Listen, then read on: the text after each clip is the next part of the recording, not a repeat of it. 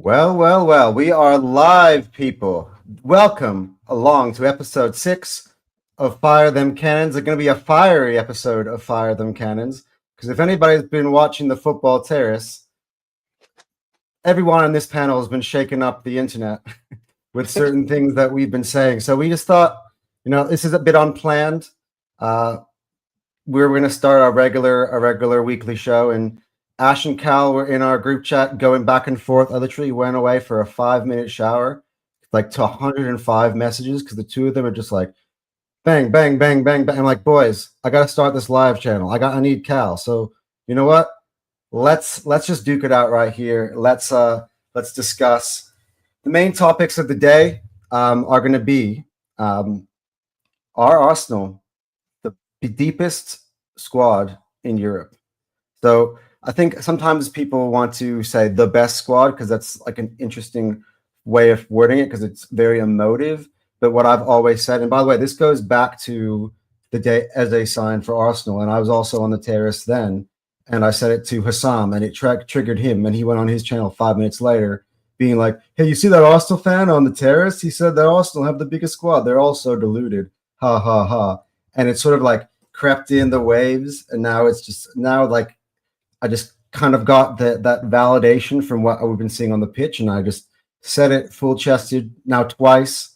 And then Ashfire is back with, well, you guys are all giving us chest for a 3-0 win when, Zubamendi barely scored. So really, essentially, you guys only won 1-0. So we want to give a hearty welcome. Firstly, obviously, my regular co-host Cal, and also Ash, Newcastle fan. Welcome into the Fire Them Cannons podcast. How you going, man? But you should just put Arsenal public enemy number 1 next to my name instead, to be honest. That's what I've been feeling like. I can't lie. Yeah.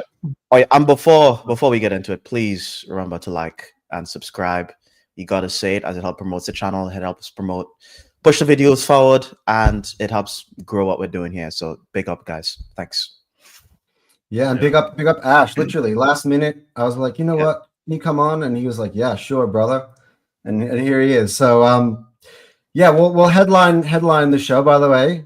Absolutely keep hitting the like button. We're live, so if you guys want to share your views in the chat, we will pull them up right away, and we can debate, because this is going to get fiery today. It's been fiery all week, and we thought we'd just keep the ball rolling. So the headliners, and this is an Arsenal show, sorry. The headliners were for Arsenal this week, was a great week, and a week again that I think me and Cal saw coming. If you watched last week's show, we kind of expected this, that Arsenal would start to look like how we envisioned Arsenal to look like when we made 8 signings in the summer.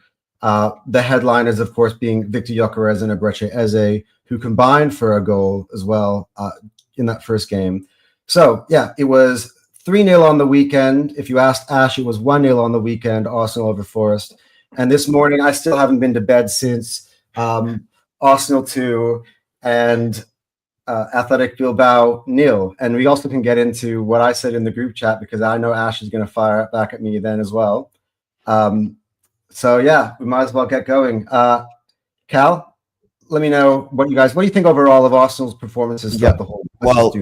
Okay. First of all, last episode I said I wanted to see something from the team. I wanted to see, better style of play, more progressive football, and I got to see that for the Forest game, to be honest.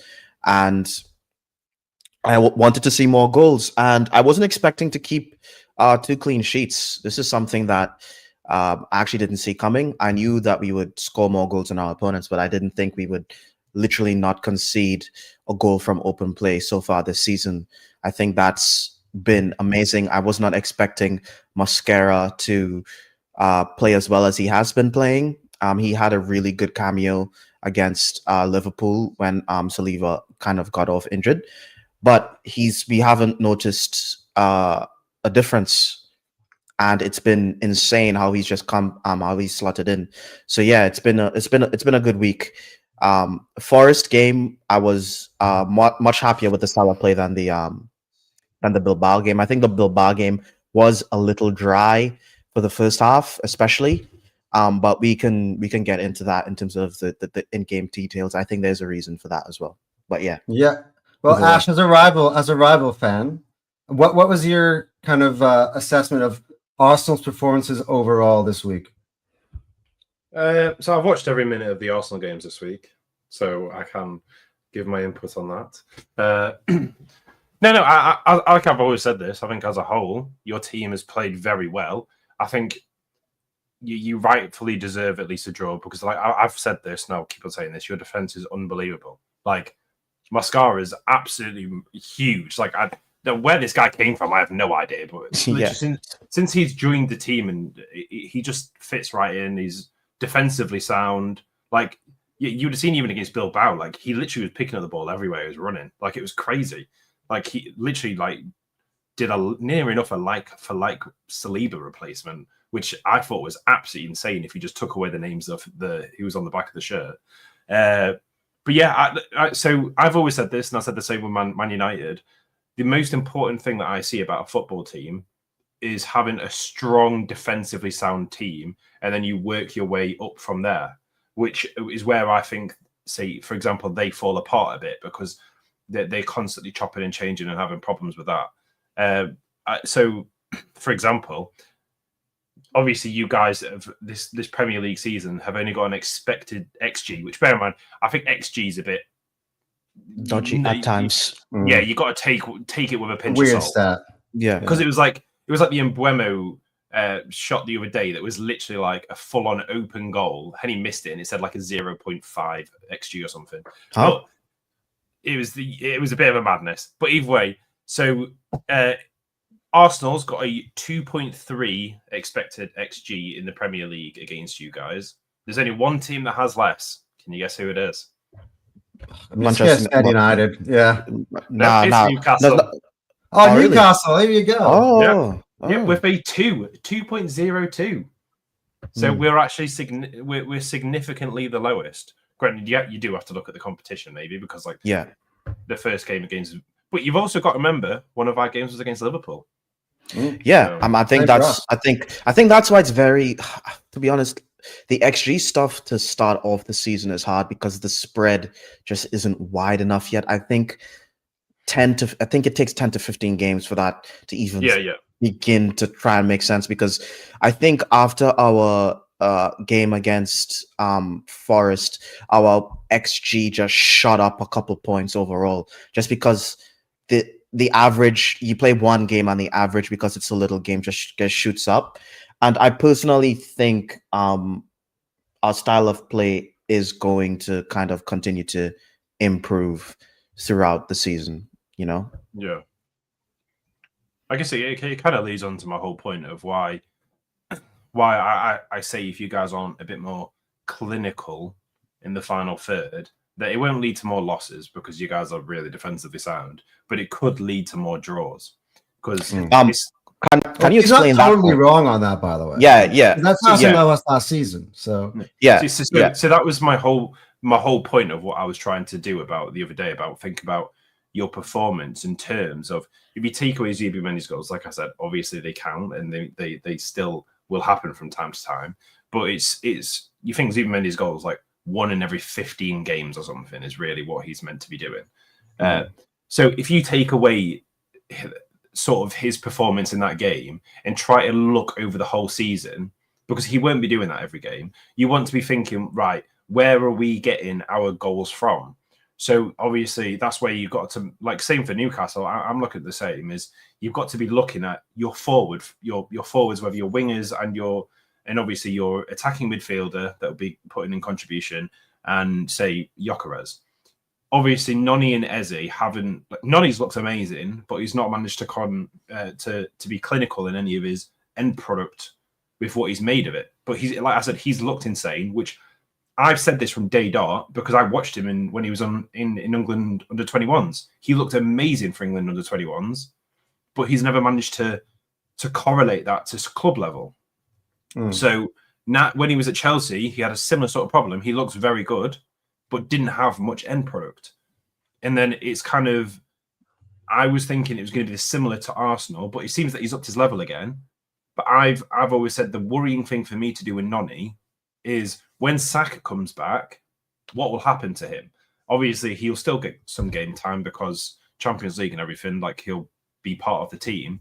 But to keep up, say, a lot of players' forms, especially when they're young, they need regular and consistent game time, which will Noni get is my whole point. I'm not sure, which might see a dip in his form a little, which I kind of hope he doesn't. The question would be now is that, like, how long is Odegaard out for? Because I could see, like, Saka, for instance, coming back this weekend, potentially, and us having, like, Eze go into inside, have Madueke on the left, have Saka on the right. Like, I still think that, given that he's on form, I have a hard time seeing, let's say, Arteta pick what we saw today, like Marino or even Ethan ahead of Madueke at the moment. Like, if Saka was fit, like, I don't know what Cal thinks about that, but I think with Nani playing as well as he has, I think Saka probably gets more rest than we might think, because I think old Arsenal Saka would have gotten a couple of minutes last game, because I'm not. Is he back in training yet? Well, that we don't know. I think we're gonna have to find out. But we usually push. We push very, very, very heavy. Same thing with Saliba. I think if Mascara wasn't playing this well, Saliba would have been kind of forced back a little earlier as well. But that whole strength and depth means the guys that are injured are just automatically going to get more rest. And Madueke, in terms of him getting game time, I think he's going to get game time. First of all, when he joined Arsenal, he knew, like, walking in here, that Saka is the guy. Saka is Mr. Arsenal on that right-hand side, and that is his preferred position. So he knew he would be fighting for a spot there. So I don't think he expects to start every single game. And but I do expect him to play. If he's playing like this, he's actually going to be playing a lot more games. So I'm expecting a lot of Saka subs, Saka getting substituted at 6, especially if hasn't really done much. Like 60th minute, he's just getting sub for Nani, and also on that left hand side, Nani can play on that left as well, because we saw him play like that during preseason, and he did look good. So I think he's going to be played on the right and the left, personally, and he is going to get that game time, and I think he's going to start pretty much most of the Carabao Cup and FA Cup games, and that's going to help him keep his form. And he's going to start ahead of Martinelli and Trossard on these guys. I think in terms of if you rank our wingers, Nani is literally probably third. Like, after Saka and Eze, he's like the next guy up. Yeah, and I think undisputed. And so I would be more worried about like, Martinelli should be worried about his place. But you know what? Martinelli showed more clinical edge. I'll tell you that. I know Ash will be with me on that, but do you know what I think about that though? Is my issue. So whenever I've seen Noni on the left, he's a completely different player than he is on the right. Like, him on the right is, from what I've seen, like 10 times better than he is on the left. I don't know if it's just like stylistically with his better foot or anything. He might be better on that side, but yeah. Well, obviously, at the end of the day, Martinelli obviously came on and got a goal and assist yesterday, which absolutely, he looked phenomenal, to be fair. Like, I think he looked very hungry, which is the best part of having a deep squad, is especially when they're actually hungry and want to be able to push themselves and try and make themselves be first team football ready, which is obviously what Martinelli's done. Like, he's pushed competition and stuff. And I said from day dot that Trossard was an unbelievable signing. I actually wanted him at Newcastle, and he always actually would suit you guys really well. Even if you bought him from us now, I reckon he would bring you guys great value. You guys have got good wingers, so like, I don't think you have much of a need for a Trossard at this point. But the problem is with Trossard is, right, well. As a winger, he would be a bit of a struggle, but he can go a bit more centrally, which is what like, obviously what Arteta did with him yesterday. Actually, was he had him more centrally while Martinelli was out on the wide. And I think I'm a big fan of Trossard and always have been. I think, like, I remember when he first joined you in the first season, I stuck him right in my fantasy Premier League team. It did me well. It's a good, Yeah. good addition.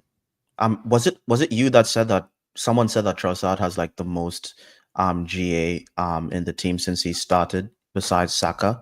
It wasn't me, but I think it was. I would not be 52. surprised if that's true. I think it was because 52 goals and assists, and I think they said Saka had like 74 or something like that. So he was like second behind him, and it would not surprise me. But then you've also got a caveat with that's down to who's been playing. The fact you did have a squad that's been rotated quite a lot, obviously with Havertz and everything. And Jesus and But on Madueke on the left, I think you're right. But I know it was only preseason, but when I saw him play on that left hand side during preseason, he was the one that kind of was feeding Gyökeres the most. He assisted. Was he the guy that assisted Gyökeres' first goal? No, that was Zubimendi. Oh, that was Zubi. Oh, Zubi was the header. No, but he launched a ball from the left, and he did did the diving header. Are you talking about the one that he scored against Leeds? No, I was talking about preseason when Madueke was playing on the left. Yeah, no, that was Zubimendi. Madueke didn't come on until the second half of that Bilbao. Yeah, no, I was talking about preseason. Yeah, no, he wasn't on the pitch. Yeah, because he hasn't played on the left since the season has started. But I believe he did come on against Man United and started Leeds on the left. Oh, did he? Because that was the game Saka got hurt, right? Yeah. Yeah, so we started Madueke on the left, Saka on the right. Oh, yeah, I forgot because we were screaming for that because Martinelli was not doing well. Yeah, correct. Yeah, but yeah, I think he'll be fine, to be honest. And I think because he's also getting his shot at England as well, I think I don't think he's going to suffer. And I do think he is. I don't want him playing week in, week out because he's just not there yet. You know, I don't want anybody playing week in, week out. Like, I think we already have this question I want to ask you, Cal, right? Because we've had this as a theme throughout this season, and now I can name it probably in 3 of our games, right? Where we have had injuries to key players during the game, which is kind of shaken up the game, but not really. But so, like, I'll give you an example. Odegaard twice this season has come off in the first 20 minutes with shoulders. Saliba away at Liverpool came off, and Mosquera came on. My question would be, I know there's a potential for a return for Saka and Saliba against City. And of course, we know it's City. So, like, it's one of our more important home games of the season. Would you still start Mosquera and Madueke just because, let's say, like, okay, we'll throw Saliba and Saka in there because of the big, the magnitude of the game? You wouldn't. No. Okay, so you answered that question. Yeah, because they're not game. They've taken long breaks, and I wouldn't mind if we need to change things up and they're available. I would play them in the second half, maybe for the last 30 minutes. But we have enough to beat City. This is not De Bruyne, Gundogan, City. Like these guys are different. I know they beat Manchester United, but let's face it, Manchester United are dog shit. Like, beating them isn't like any sort of real achievement. The only game they looked good at was against us, and they still lost the game. And it was like the first game of the season. After that, they've been pathetic. So and to be honest, anyone that was, I don't know if you guys saw the group chat, man. Like, the amount of people saying that Manchester United are going to win this game, it's like, well, I think they have a chance, but I said from the start 2-0 Man City, and I never changed my stance every single time. You're being nice, Ash. You're being nice. Yeah. I said either 2-0 Man City or 3-1 Man City. I said I couldn't see it, and I said people are really, really disrespecting Erling Haaland. Like, that's what I was thinking. Yeah, I just don't get it. Like, I know this guy is like an enigma because when he came in, he just smashed out hat tricks after hat tricks. So I guess people just expect him to be doing hat tricks. So when he's getting 1 goal a game or something, people are just like pretending, oh, this guy's bad. But do you know does he have the most goals does he have the most goals in the league so far? Yeah, he's got 5. Yes, he's got the most now. He's got 5, and obviously, like, the second is like, say, Semenyo and Semenya and Gyökeres, which has got 3. So you know who I think it is, Ash, though? I think it's everyone's obsessed with the shiny new toy. So when like it's similar to like Liverpool now getting Isak now. Like at the time when City bought Haaland, we were like, oh crap, the league is over. City bought Haaland, it's done. So like everyone's like, oh, Haaland, he's like the best striker in the world. Everyone's scared of him. They won the treble that year, of course, as well. But since then, like, you know, you got the new shot. Like I think Isak's form with you guys played a big part because I think he just took a lot of the attention as well. But yeah, now Gyökeres has now joined the league, and it's like everyone's getting excited with what's shiny and new, and it's sort of become a part of the furniture. But yet he's still amazing. So he's also improving, which is scary. By the way, this does bring me back to what I was going to say about Noni. I feel like Gyökeres is slightly underperforming in the way of like I feel like it's having a knock-on effect on Noni's stats, because the amount of times that I've seen him go down all the way to the byline or whatever and cut the ball back into like the edge of the 6-yard box, and just no one's been there to attack the ball. Like there's been because he doesn't release the ball fast enough.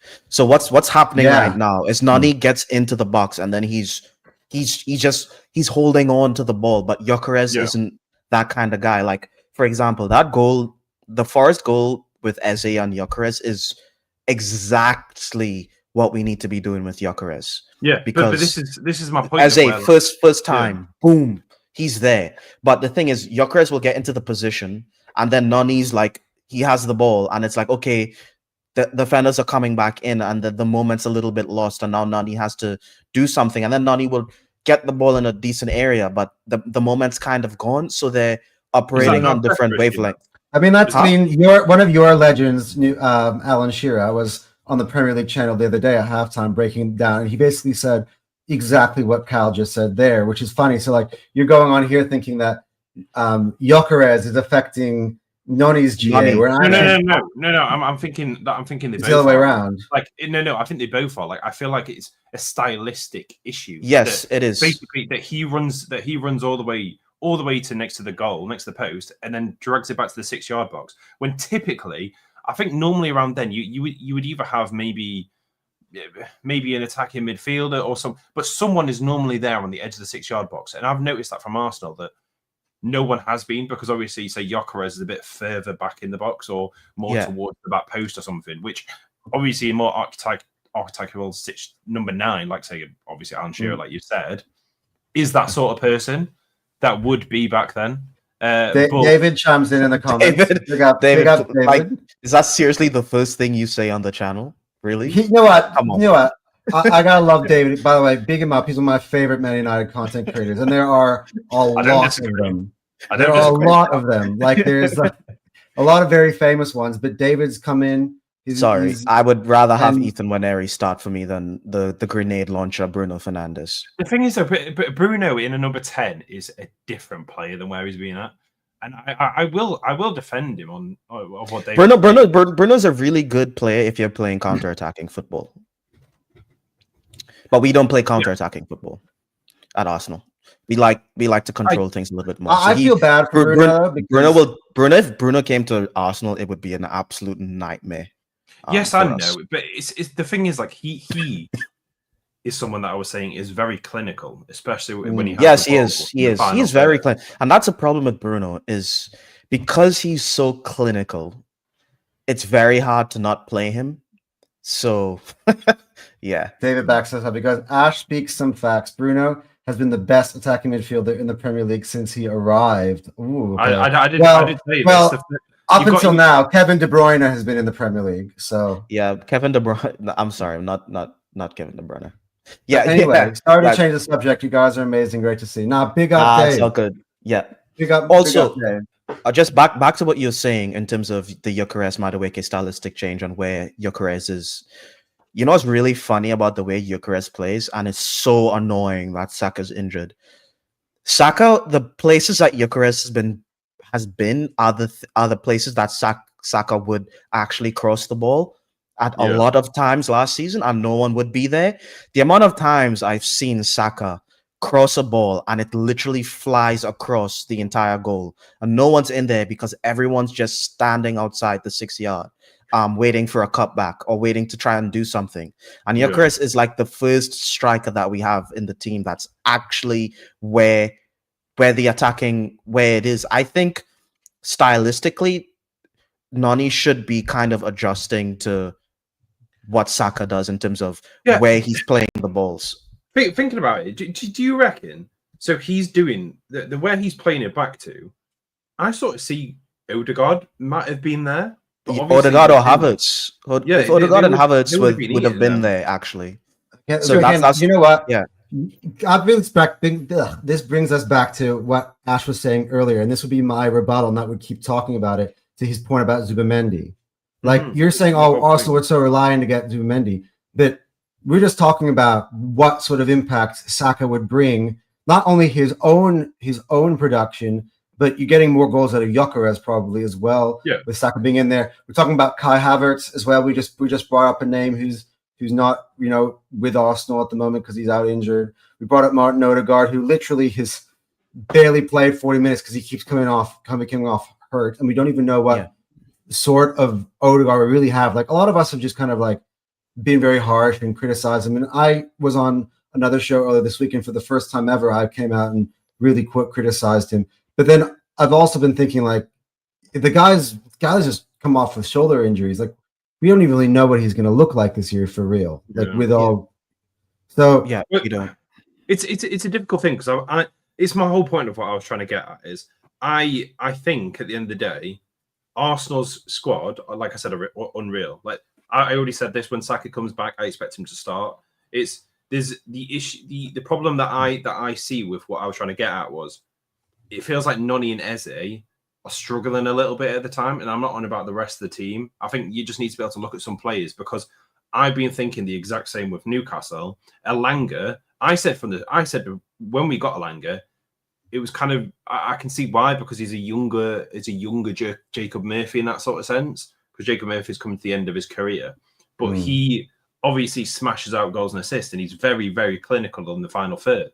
And that was kind of how I see sort of the Noni Saka and the Elanga Murphy situation is you've got the likes of Saka and Murphy, who's a lot more clinical and can put these balls in. Like Murphy, obviously, the first game he started, he's got a flipping assist for Voltemada, which is like, and he nearly scored some other goals in that game as well. So it's like, I think it's important to be able to look at your team and see if some players aren't doing as well, and being able to be critical, even if you are getting like results and stuff from it, to see how you can improve, because that's the whole problem. That like we talk about this, that people say, oh, it's the same situation that we're going for Barcelona.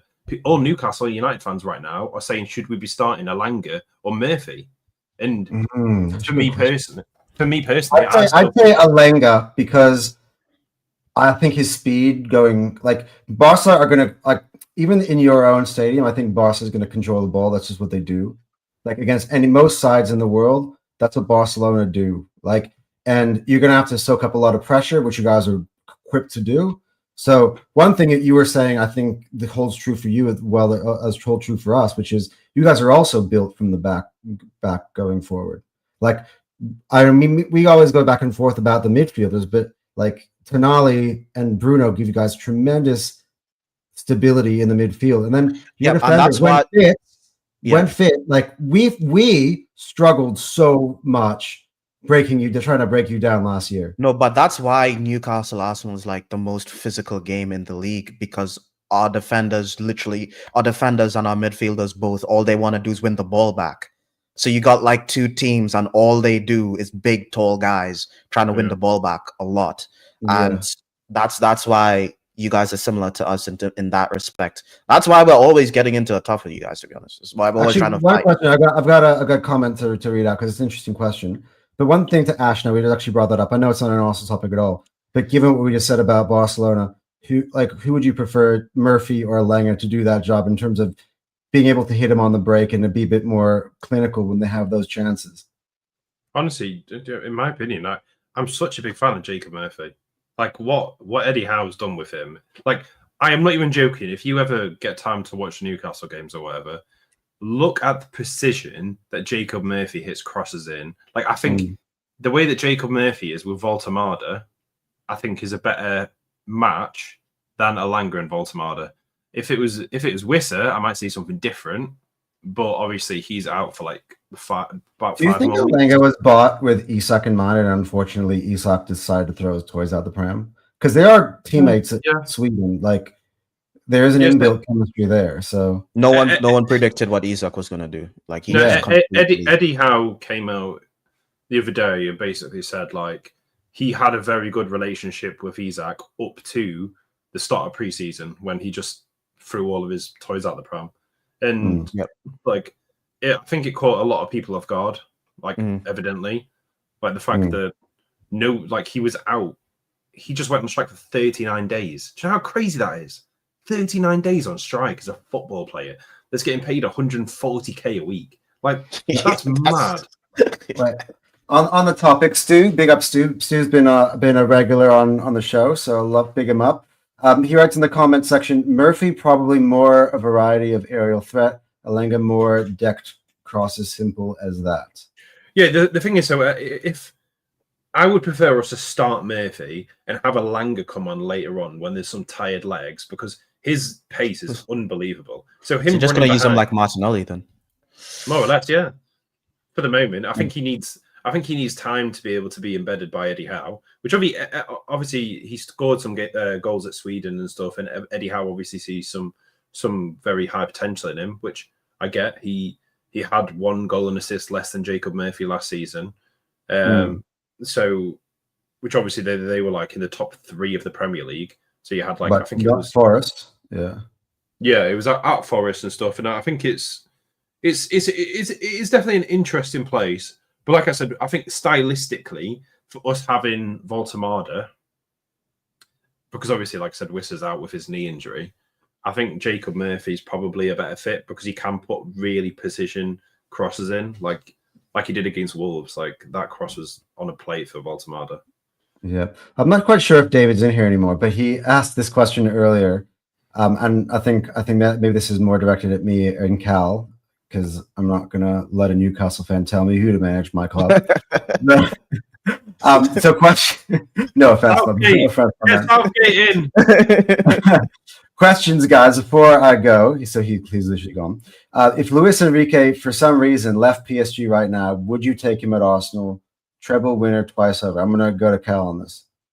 Would I take Luis Enrique today? Yes. Are you freaking crazy? Of course I'd take Luis Enrique. Dude, this is a tricky question because it's not. If you leave PSG in the summer and Arsenal's trophyless, then I'd agree with you on this. Well, that's an easy question. This is like, would you take Luis Enrique if Arteta fails again this season? Obviously, the hard question is, would you take him right now? No, and then no. Well, it's not. It's for me. It's a big yes. So you would say right now, Arsenal title race. Tomorrow, yes. By the way, Arsenal have now won 2 in the bounce. Yes. 5 goals, none conceded in the last 3 days. Arteta sacked. That's the headline. Yeah. I actually want to ask Ash about that. Would that be crazy? He's a better manager. I don't think it's a crazy take, to be honest, because at the end of the day, you've got to think Arteta. I see Arteta as very much a lot of managers are 1 or 2 things. You have a title manager for like not your normal national league, so say a Premier League manager, and then you'll have a Champions League manager or something. Like you'll have managers that they'll do different things. And I think Arteta is very much a league manager, but I would say the other way opposite. I'd say he's actually more of a Champions League manager. I think the way Arteta, his sample size today is a perfect example of today. Yeah. Right. The same thing that I've been criticized for backing when we went to Liverpool and went to United. He did the exact same shit today, and all of a sudden nobody's complaining about Marino in midfield. No one's complaining about the fact that Arsenal have gone away to a side they're much better than, and I don't know why. Being pragmatic. Can someone please explain to me why people are complaining about Marino? Because in the game before last and stuff, he looked very good. And obviously, when he was at Spain, he smashed in goals there. I Like think we I go to think, Cal on this because he was complaining about yeah, I'm complaining about Marino. but I understand why you would complain if you have other players that are fit, ready to be put in the position that maybe Yes, this. we do. But We do have other players that are fit that are ready to play. We have, you- first of all, when Neri, when he I came knew on you were for, gonna for say that. Odegaard. I was convinced when Neri started because come on, No, like, because I had this let me finish my No, point. you go. Yeah, you go. Yeah, I wasn't to start the season. I wasn't that. I was like, I think Waneri is going to need a little bit of an adjustment. But then he subs him off against when did Odegaard? When was that first injury? It was the second game, wasn't it? Yeah, Against Leeds. And then Waneri came on, and we looked amazing. Waneri was literally doing what Odegaard does, except without dropping back as much. And I was like, okay, this kid, he knows what he's doing. And we looked great. And then for the next game, he played Marino, and he plays Marino again.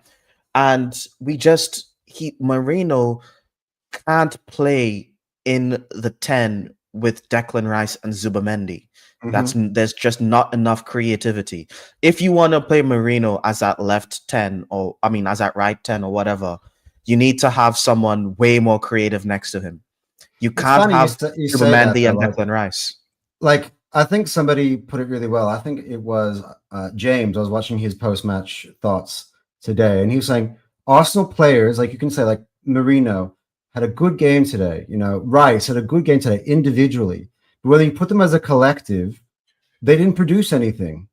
Like they definitely struggle on pace a bit. They will win you the ball back and stuff, but in terms of creativity, it's dead. You know, that's why. I get what you're saying, but I can see Arteta's thought process on why, because of Moreno being in sort of the form he's in, and obviously his experience, especially at international level and everything. Like I can especially see why he's playing in Bilbao. By the way, like I can very much see it for the Bilbao game. I understand, but it's risk averse, and I think you'll see Waneri come in over Marino. Yeah, that's I gotta tell you right now, by the way, that's the hope. Marino starts against Man City, that goes against all the principles I've spoken about on every show I've been on. I think he does, about being at home and playing against Man City and needing to take the game to them, specifically when we're at home. But he's going to do that. Marino starts, it sends the wrong message. But he's going to do that, though. We know that. Damn. We know that. Well, that changes my thought process on the weekend completely. He's not going to play Waneri home against City, even though he should. Because I think here's my thing, right? And I was going to say this before. One realization I came to this weekend is, I think after a while of watching Odegaard be in this form for almost 10 to 12 months now already. Yeah, it's been. And then just the contrast of how we look offensively when he left in both Leeds game and Forest game, and when Waneri come on. And I took a really specific look at Waneri and what he's doing in the Forest game, and he creates more chances. He does. He's on the front foot. He creates more chances. Odegaard is dilly-dallying. I don't know what he's doing. Like, first of all, how he injured his shoulder to begin with the other weekend was dumb. Hey, he knows. Dude, I yelled at my screen because I was like, dude, why aren't you bracing yourself for the fall? He's literally flopped like a banana. Who's There's no reason. Like, what you're not even winning the ball back. Like you take the legs off him and he's just like, he's falling down. He didn't even try to brace himself, and he just. It's like somebody else on the same. Some higher power is controlling Odegaard right now. Yeah, it's but really anyway, that's a bit harsh. My main take here on the Ethan thing is this, and it's the honest truth. Eventually, someday, if we want to keep this kid around at our football club, he's going to have to be given the reins. He's going to have to be like, what? You're Arsenal's number 10. No, he has to. You have to trust him at some point. I get he's young, and you don't want to like burn him out so early, and that maybe be the thought process on it now. But like, it's so tempting. Like I gotta say, we're playing better. I'm not like our best offensive game plan. I would take most of the game. All right, I would think about. I think from a team Arteta perspective, he should be playing Waneri more because I think he does. I think he's ready. But from a Waneri perspective, he's getting enough game time. He shouldn't be complaining. Mm. That's Yeah, my no, take. I'm just It's a difficult situation. It's a similar one to Saka. You don't want to embed players in too much and overplay them. I think he needs time to get in. And like I said, Marino's, I don't think he's done anything to warrant necessarily being out of the starting lineup. I get what you're saying. You prefer a more attacking player in that. I think he's shown some decent form, and I think it's one of those things that maybe at 60 minutes, if he's not done too great, then bring on Waneri. But I think against City, if we were to play Marino, I'd want to see Eze as that left 8, and then you put Madueke as well. Maybe Madueke starts on the right, and you put maybe a Trossard on the left. well, yeah. Well, again, that's why I was saying if Saka's fit, then I'm not starting Moreno. Like I can put Madueke on the other side, put Eze through the middle. Yeah, and if put Saka's Saka on the other 100% fit, you'd put I'm not starting what would you Moreno do? over Saka. No way. You put Saka as a right wing, and I'd put Matt as well. No, you put Saka as a Moreno, and you put Eze as a 10, and you put Madueke on the left as the left. Yeah. On the left. But there's a lot of attacking formations that you can do. But I know what's going to happen, and you know what's going to happen. It's going to be Zubimendi, Moreno, and Declan Rice, and it's going to be pretty stale. Yeah. So let's get into today. And I'm gonna, now that Ash is here and he was clowning me and screenshotting me how I was yelling, and I think Cal probably understood why I was cussing out at that time, because this is the thought process. So I think every Arsenal fan watching that game, I want to ask Cal after I'm done and see if he thought the exact same thing.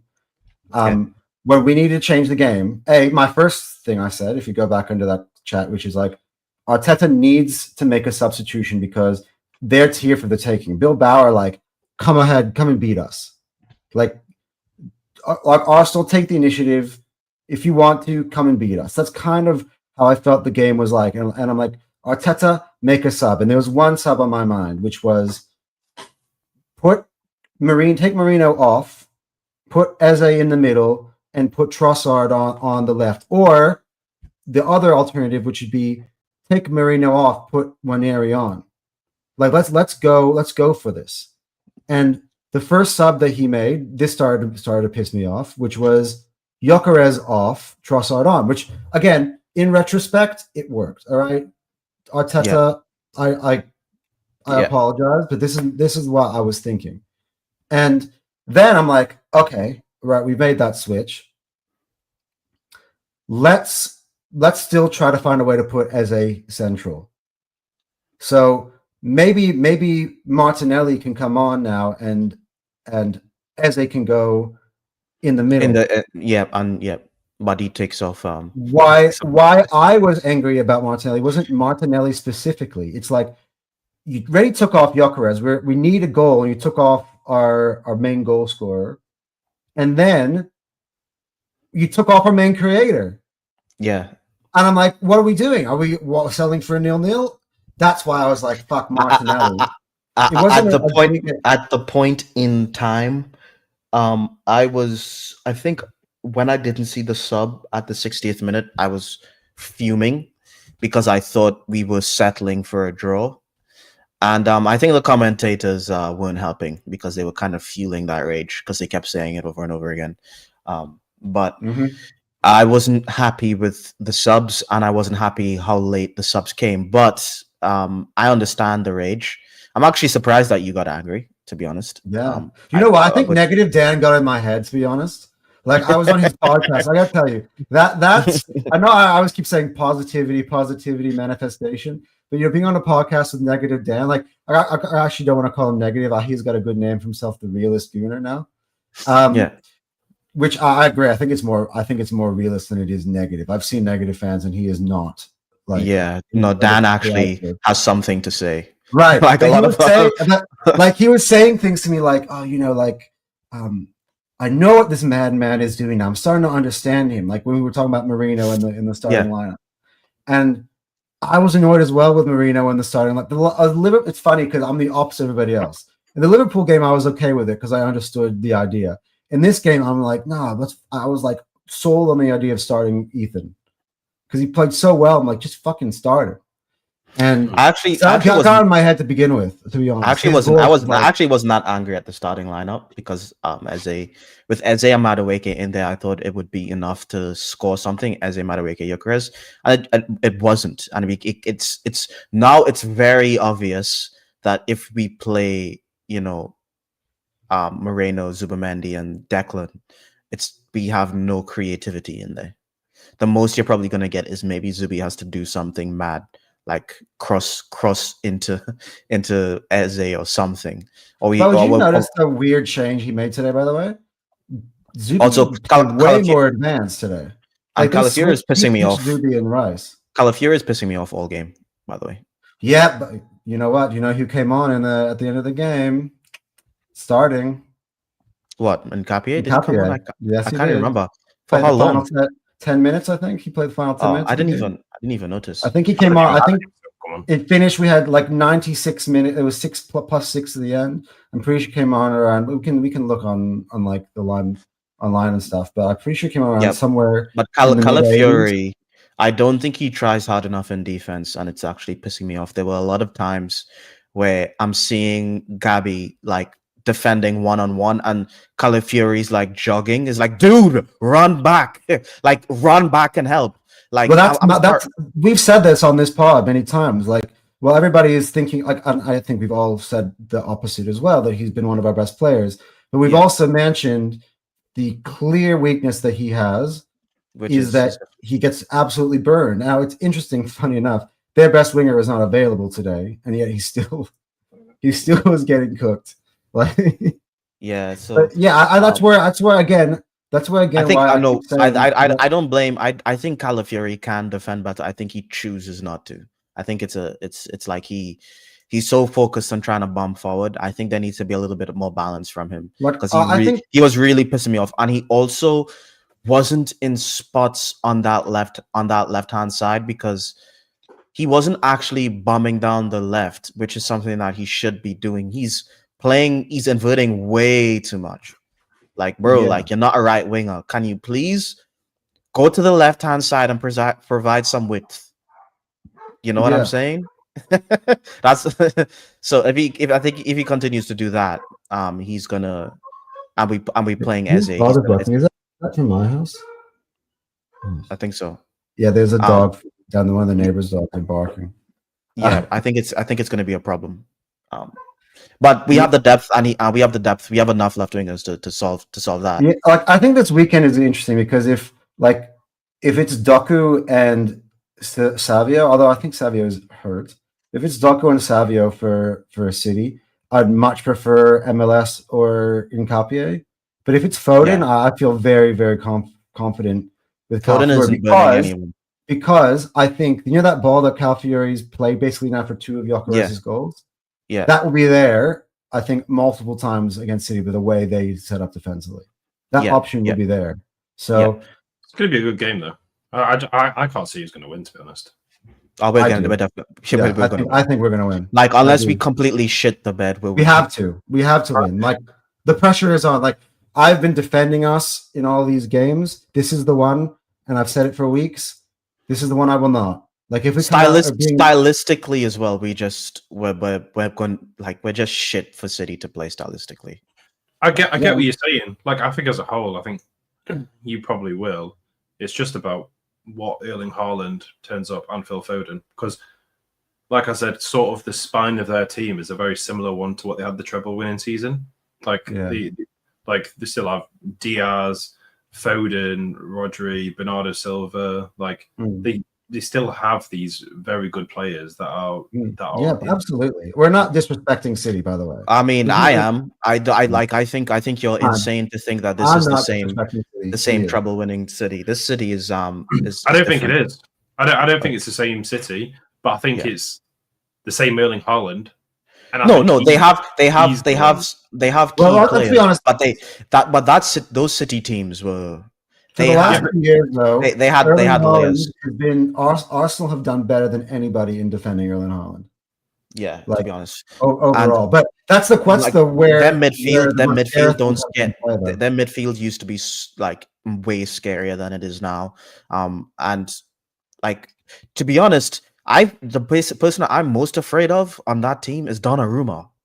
Yes. Yeah, same. bro, he is. But I literally said this from the second that Man United or anyone That's was like 10. You know, that's like 10 points for them in the league, right? Donnarumma by bro, himself. he's 26 years old. Like people like really seem to forget that because I mean I'm not gonna lie, bro. Looks Did he get 2 46. man of the matches against us against PSG? Yes, both legs. Bro, he's so He's good. he's a like PSG not paying this guy is like insane. Like, That was what are one you of the doing? weirdest things I've ever Yeah, seen. bro, I couldn't I don't believe even know who Man United Chevalier didn't. is. I couldn't believe Man United didn't. Like, I'm sorry, You've but seen some of the goals that he stopped us from scoring, especially in that second leg. bro, he's Like, a unit. that goal that Saka was scoring, the top left curler that he shot from inside the box. Donnarumma stretches and gets that's replays in my mind. This over is and why over for and over me, again. Donnarumma is the like. I know Liverpool fans. Did you see that Mbumo shot that he's like? How? Yes. Well, that's the thing for me. Like that save. You were saying how he's worth 10 points. That save changes the entire complexity of that game. No, because it's like when you do that as an attacker, you're just like, what am I supposed to do? Do you know how many times it crushes I have said, you? Do you know how many times that I have said that he is the best keeper in the world? And I do not care if he doesn't fit Pep's style of play. If you get the best keeper in the world, it's same with Mbappe. If I've got Mbappe and he doesn't fit my team, no matter what, having him in my team is better than him. He would fit your team. He would fit. Well, I mean, he would fit my team, but I'm saying like in general, like if he would say he was under say Jose or whatever sort of team that he just doesn't stylistically fit.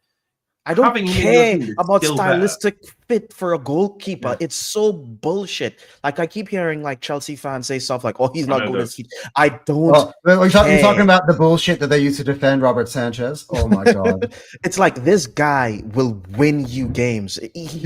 And the thing is, for example, and David Raya, he in terms of he's not big. That's his biggest weakness is his height. But in terms of his reflexes, positioning, and distributions, like real class. But he will get done in by a lot of shots because of his height. Especially really good killer shots. Unfortunately, Donnarumma has the reaction speed of Raya with his height. He doesn't have the distribution, but having that reaction speed with that height makes him like it's insane combination. Like he is at least top 2 in the world. Do you know what I always say? No, he's Donnarumma. I think is 1. Like I've pissed off a lot of Liverpool fans this year with my rhetoric, but to be honest, I've watched Alisson play probably 1,000 times, right? And Donnarumma for me, when like we played him, I'm like, bro, like it's not this. Like I'm sorry, Alisson's not the best goalkeeper in the world. I don't sweat up at night when I'm talking about Liverpool. We're like, fuck, we're gonna struggle to score past Alisson. Like that's not what I'm thinking about. What I'm thinking about, like, fuck Donnarumma. Like we can create like 1,000 chances. Like the XG. Like I know we were laughing at Arteta about his claim about the XG because at the end of the day that he's wrong. But we did create that XG. And it meant nothing because Donnarumma was saving fucking everything. He saved like 2 1-on-1s. He kept saving. He saved like everything, man. And it was absolutely soul crushing. This is what I said about Man United and any team that, say you had Onana or whatever for Man United. I've always said this. As a defender, your defense starts playing better when they know they have a good keeper behind them. Exactly. Brings me to the point about I think you will be surprised about what potentially could happen to Man City because it does things to defenders' mentality because when they know that if someone gets behind me, my keeper's still probably going to save this. So you are then have different ideas of how you can play the game and where you can sit. Like you end up moving a bit deeper. You end up saying, as like John Stones used to do, pushing more into the midfield and pushing up the pitch. Yep. You end up doing these different things that you wouldn't normally be able to do as a defender because you know what you have behind you. So that's but that's why I can see Man City as this season goes on. People are going to be surprised about where they finish, and I think they're going to be. I think people have been disrespecting them altogether. Like, I wouldn't say they would finish any lower than 3rd. Like third is the floor. I'm not sure. I don't think third is their floor. No, let's be fair here, right? Honestly, let's be honest, because it's just the 3 of us, right? We don't have any Chelsea fans to clap back here. And I know, Ash, yourself, you think you're better than Chelsea. I heard you say that this morning, right? I don't see Chelsea being anywhere near Man City at all. Like, it's like nowhere near. So when I did my prediction, I said Liverpool, and then I said Arsenal and City to fight over the second and third spot, because I said I think it's changed now. Potentially, but say with Donnarumma, I don't know what that could do, and especially when people get that's a fair take, because I think Donnarumma does. He is an X factor. Like, no one really spoke about it, but like that's a big deal. And in terms of your whole your point, when in terms of getting a good keeper increases the defense confidence, we saw it with Raya. Like, once Raya was embedded in the team, why do you think our defense has gotten so good? It's not only because our defense is it's not only because our defenders are doing really well. It's the confidence he brings. Like, I'm not scared. It's the fact that he's claiming almost every cross. It's the fact that his distribution, his ability to play with his feet actually does help us in defense, because he's just like an extra man. His shot stopping is amazing. His reactions are amazing. 1v1, like when a striker is through on goal, sometimes I'm just like, you know what? I think Raya's going to get to this. Like, Do you also know what he does? Like, so when I watched the Man United game, there was one ball that came into the box. A cross came in, Donnarumma just came out and straight caught it. Do you know the mentality that also does, the effect that it has on the other team being like... Yeah, considering that their goalkeeper flaps in the air and goes, exactly. But that's what I'm saying, is like the effect that even just that mental block that it can create to the other team, that if I cross this in again, it's just going to catch it. Like, people really, really discount the... Yeah, you start to overthink, don't you? Yeah, you really, really forget that. And that's why I find a lot of this stuff kind of amazing when we talk about it, and how people like say the Chelsea, like how we as Newcastle fans have just been completely discounted out of finishing. I'm so excited to see Chelsea this season. I'm so excited, bro. They play tomorrow, I'm just like this Chelsea. This just so fucking tired. I need to sleep. It's no surprise I hate Chelsea, but I think they're the most fraudulent team. Who do they play tomorrow? In the league this season. Is it tomorrow or Thursday? I know you guys play Thursday. I'm looking forward to that game. They've got today Bayern Munich away. Bayern. Oh yeah, they're losing. Have you seen the Chelsea guys talk about the Bayern Munich match? They think they're gonna absolutely destroy Bayern Munich. Like, all of them. Like Matisse and all of those guys, bro. Like, I'm like Matisse and Don and those guys were on a stream. Like, yeah, we're gonna like their back six. The only thing I'm afraid of is their front three.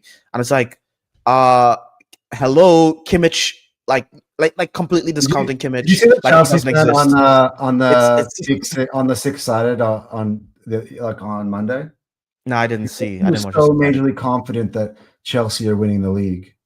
He's you guys wait and see. Right. Did you see that? This was my whole thing of what I've been trying to bring up, of why, like I even said last night, that I think it's so disrespectful the way that people are just thinking about Newcastle, because it's my whole point of why I said you're definitely in there, by the way. But you're definitely I reckon you, Spurs, Chelsea are all of a similar level.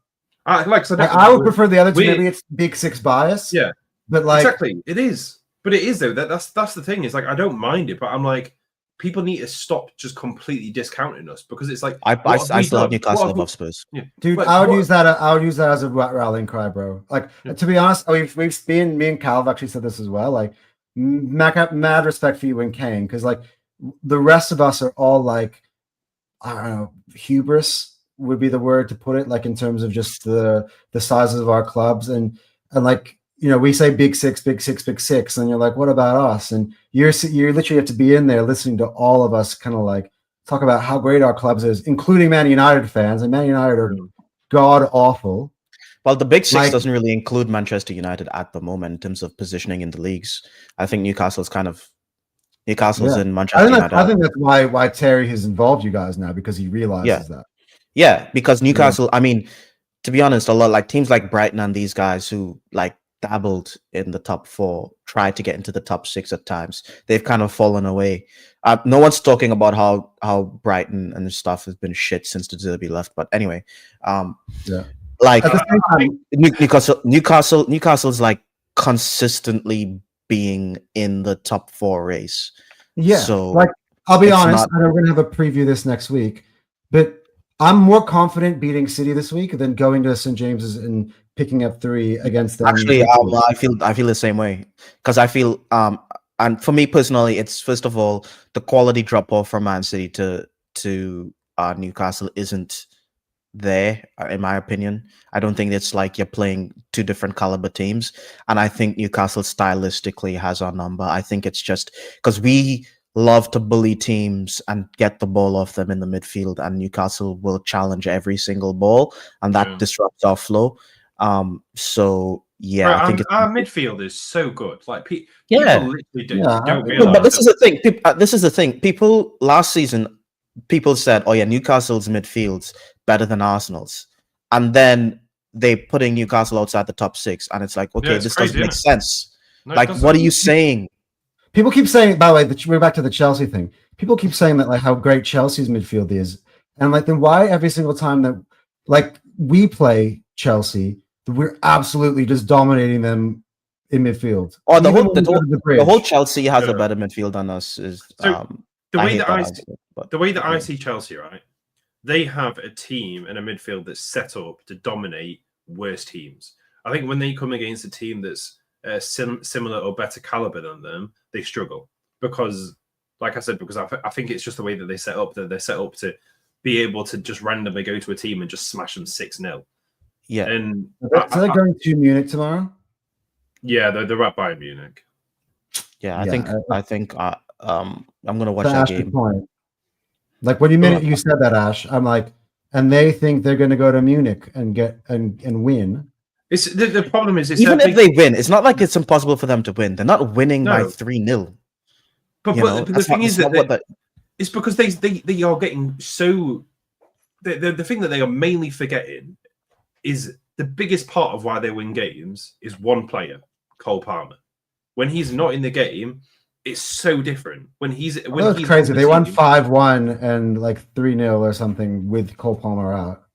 Yeah. Like, but I think this season they've been less Cole Palmer FC than previous seasons. I think Esteval's got a big part to play in that. I think like, and that's an element to their structure that they didn't have a year ago. Like, I think the defense is suspect. I think the goalkeeper is suspect. That's my thing. That's my thing. All right. I've argued this with the Chelsea boys as well, and they run and stomp all over me. We're talking about this during the window. I feel like they are linked to about 10 wingers per summer, and their defense. Like, imagine buying Garnacho instead of getting a good defender. That's madness, bro. Colwill, who's the best center back, is out for the season, and they're sitting there trying to buy Garnacho. I'm like, none of their center backs get into let alone Arsenal's team. They don't get into Newcastle's team. I take Newcastle center backs out of Chelsea's. of course. I will take a lot of center back pairings over Chelsea's. To be honest, freaking Lenny Euro is better than all of Chelsea's center backs. Yeah. Yeah, Like- I mean, they definitely are. They definitely are. That's the whole point of why I said like they are really going down the route of attacking, and it's kind of like that mindset of we will score more than they will score against us. Because it's like that 5-1 you were on about, by the way, that was against obviously West Ham, and West Ham was like completely like a West Ham is on. Are they second from the bottom? I think. Wait, I think Villa is a Villa at the Aston bottom? Villa hasn't won a Villa's- game. Mate, Villa hasn't scored. Never mind, won a game. Dude, I'm putting Emery under pressure this week. I'm sorry, but under the radar, but all the mutants that are trying to convince me, and I'm not Arteta in, by the way, but the mutants that tell me that Emery's a better coach than Arteta sit on the floor. This guy is this guy is shit. I thought Villa would carry on the way they have done, but then when it got to the season, the transfer window and stuff, and they just didn't buy anyone. Because the ownership gambled last season by betting on getting Europe, and they bought a bunch of players and got a bunch of players on loan and all that stuff. And I remember during the January transfer window, one of the biggest things that we were complaining about is how much business Aston Villa was getting done, and we weren't getting any beside no one. But Aston Villa's problem is solution. Jadon Sancho on loan. Yeah. Amazing. No goals. We're going to buy Jadon Sancho on loan. But Yeah, it's so not like Harvey they don't have, Elliott. it's not like they don't have a European competition because they're in the Europa League. So it's like, and the thing is, they have enough I get talent it. in there to come up with more solutions than what they're doing right now. yeah, Like but this is a coaching problem. they do. He's but cracked. But it's like the same thing is obviously they sold Jacob Ramsey to us as well, which is like what's confused me is like they've just not seemed to have improved anywhere. Like, well, I mean, obviously they haven't because they haven't bought anyone, but it's like it's I don't know. It's been one of the biggest confusing things that I've seen. Like, yeah, it's Morgan Rogers is like Chelsea. And then obviously they got knocked out. Morgan Rogers, by the way. They got knocked out of the Carabao Cup, didn't they? Last night. I am so excited to see what England's squad looks like for the World Cup because it's gotten we were ready last time. We were talking about Foden and Saka and Palmer and stuff like that. Like now, throw Morgan Rogers in the mix. Throw Eze, the form that he's been on now that he's at Arsenal. Throw him into the mix. Your boy Anthony Gordon. Like I think he gets slept. Like he's starting games for England as well. Like there's gonna be so many options. Like the problem is with that. I went through after was it the Serbia game with Terry. I kind of went through this with him because it was just me and him on the reaction show, and I went through that sort of like 7-10 position. We have a problem. Like the other season, we had the issue where we had too many right backs. Now we have too many like people in that central midfield area. Yeah, it's too much of a problem. And I think we're going to end up getting to a point that we're going to have a lot of players like Morgan Rogers and stuff get left out because you've got the likes of Cole Palmer, Bellingham. Morgan Rogers. But listen, right? So I'll explain this. We have the likes of Cole Palmer, Bellingham, Foden, who if he comes back in form, we've got obviously Grealish potentially coming back in form. Like there's a lot of players that I went through. There was like 3 set on people in each position, and then you get to this like middle of the pitch in the center in the attacking midfield area, and you've got like 7 like good players, and I'm like there are going to be people that get left out. Yeah, I find it interesting. Maybe Ash, because you watch England like probably a lot more closer than me. One thing I was really just bothering me during the Euros last year with Southgate. For me, I just felt like the obvious thing, and he never went to it once, which was have Rice in the 6, put Bellingham in the 8, and put Foden in the 10. Like I thought, like just do it. I'll do it once, please do it once. So I just think that solved our problem. Like because I think we also have a shortage of good number 6s or 8s, depending who plays next to Rice. But then where you play Cole Palmer then Cole Palmer's out the team. That's the thing. Palmer's your starting 10. I don't think Foden starts for England anymore. No, he doesn't. But Foden's your starting. I mean, Palmer's a starting 10. So that's my issue. Is why I have that same problem with Noni is. So some players play at a different level for club and international. So Foden at international level, at England level, he's not looked great. Which is sucked because this was like even under the treble season where he looked amazing. Like he goes to play for England and he looks very subpar. But then you have players like Noni who goes to England and looks amazing. And then obviously he's like I said, he has sort of carried his form over to Arsenal, but he's obviously not had that end product yet, which might come. Like I said, there's still a chance that could end up. Yeah, coming. I think he's going to work on that. To be honest, I think Odegaard's also someone who's been playing better for country than club recently as well. Yeah. Managed to keep his shoulder healthy for country. Yeah. Anyway, can I just say, did anyone watch any of the games last night with like the Real Madrid and Marseille game? I only watched Arsenal, and then I watched Tottenham. Yeah, I watched the Real Madrid Marseille game, and let me tell you, that was the worst pen decision I've ever seen in my life. That was just that. Like UEFA needs to do something about that. Like that was terrible. I was listening to what the commentators said, and I half understood sort of the idea of this because they said, right, if you're going in for a slide, you can put your arms behind you and stuff to support you. They said, I think biggest problem that happened with what he did was when the ball hit his arm as he was going down, he lifted his arm up after it hit it. So the commentator said the referee could then use that to say, well, he wasn't using that arm to support himself. Well, if it hit him, if he raised his arm after he got hit, that's a reaction to getting hit. Yeah, it's look. I think it's terrible. They need to stop the ball to hand thing, especially like when not bananas. We have arms. If you go down to slide, you're gonna use your hands to brace yourself on the floor.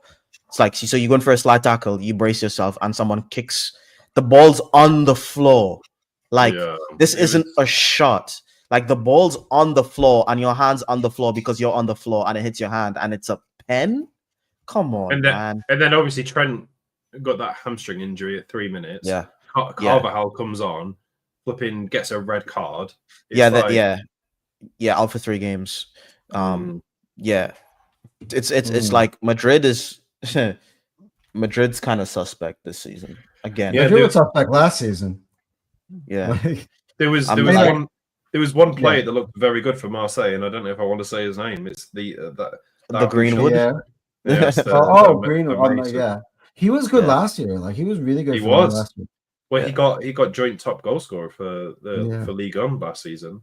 Yeah, and he's carrying on his form this season. And it's like, that's the other thing is I wonder how good he would have been for Man United and stuff, and for England. Probably not. Not the same. I mean, another example is what's his face now at Napoli? McTominay. McTominay. McTominay. Yeah, he went United's cursed, man. It doesn't matter. He was near player of the season in Serie A. How the fuck did that happen? Like, once United's just bad. And even Anthony last year playing for Real Betis had a good season. Yeah, they're calling him. Højlund scored in the weekend for Napoli too. It's that club is broken. I'm sorry. Onana's found form. Like, it's many. Like, it's so funny. Like, I love. Like, by the way, we got to move on to the next topic, the big topic of the segment. But I just want to finish this conversation off a little bit.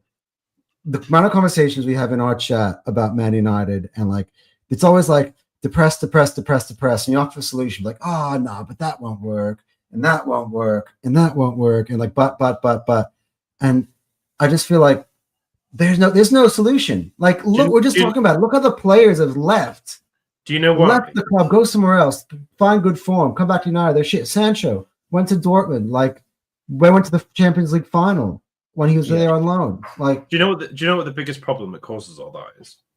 So, a lot of these people and players, they get too much pressure from the fans because, rightly so, I can get it with the history. If they obviously deserve to be at the top level, but where they are at the moment, they put too much pressure on the players.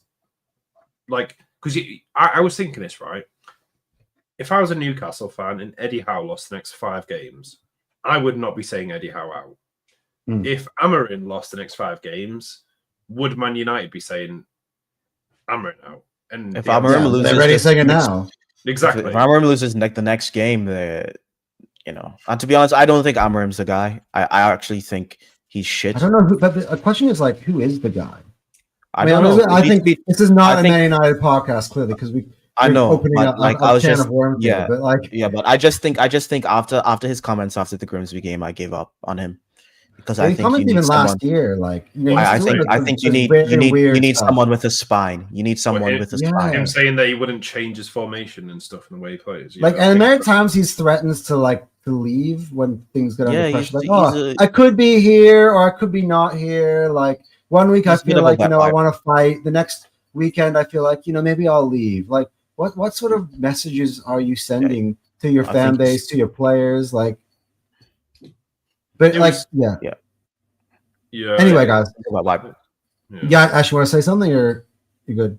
No, I was just going to say, like, managers, like, that you need to have a manager that's willing to change formations and be tactically different, because I've always said this: if you have a formation that you stay the same, you will be able to beat smaller and weaker teams.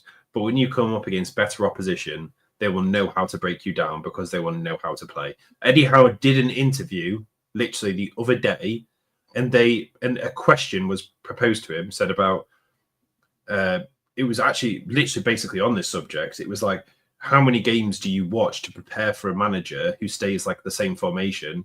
And he said they'll only watch a couple because they don't change much. Whereas if you have a manager that can play multiple different styles of football, you've got to prepare a lot more in depth for, which is the exact same problem as what Man United's going to have, because there'll be a blueprint on how to beat them, and you'll just carry on repeating that because there won't be any difference. Like, I'm pretty sure the Real Madrid game last night, when Carvajal or whatever got sent off, they ended up going to like a 5 at the back at some point. Like, did they just? You can have the ability to change between like 4 at the back. Teams do some weird stuff when they're down to 10 men. Like even when I'm playing FIFA, I'm like got a man sent off. I'm just sitting there like on my lineup being like, oh shit, how do I do a back 3? Do I take my striker off? Do I add an extra like I'm always like just toying around with like a 10-man lineup. Like everyone does that.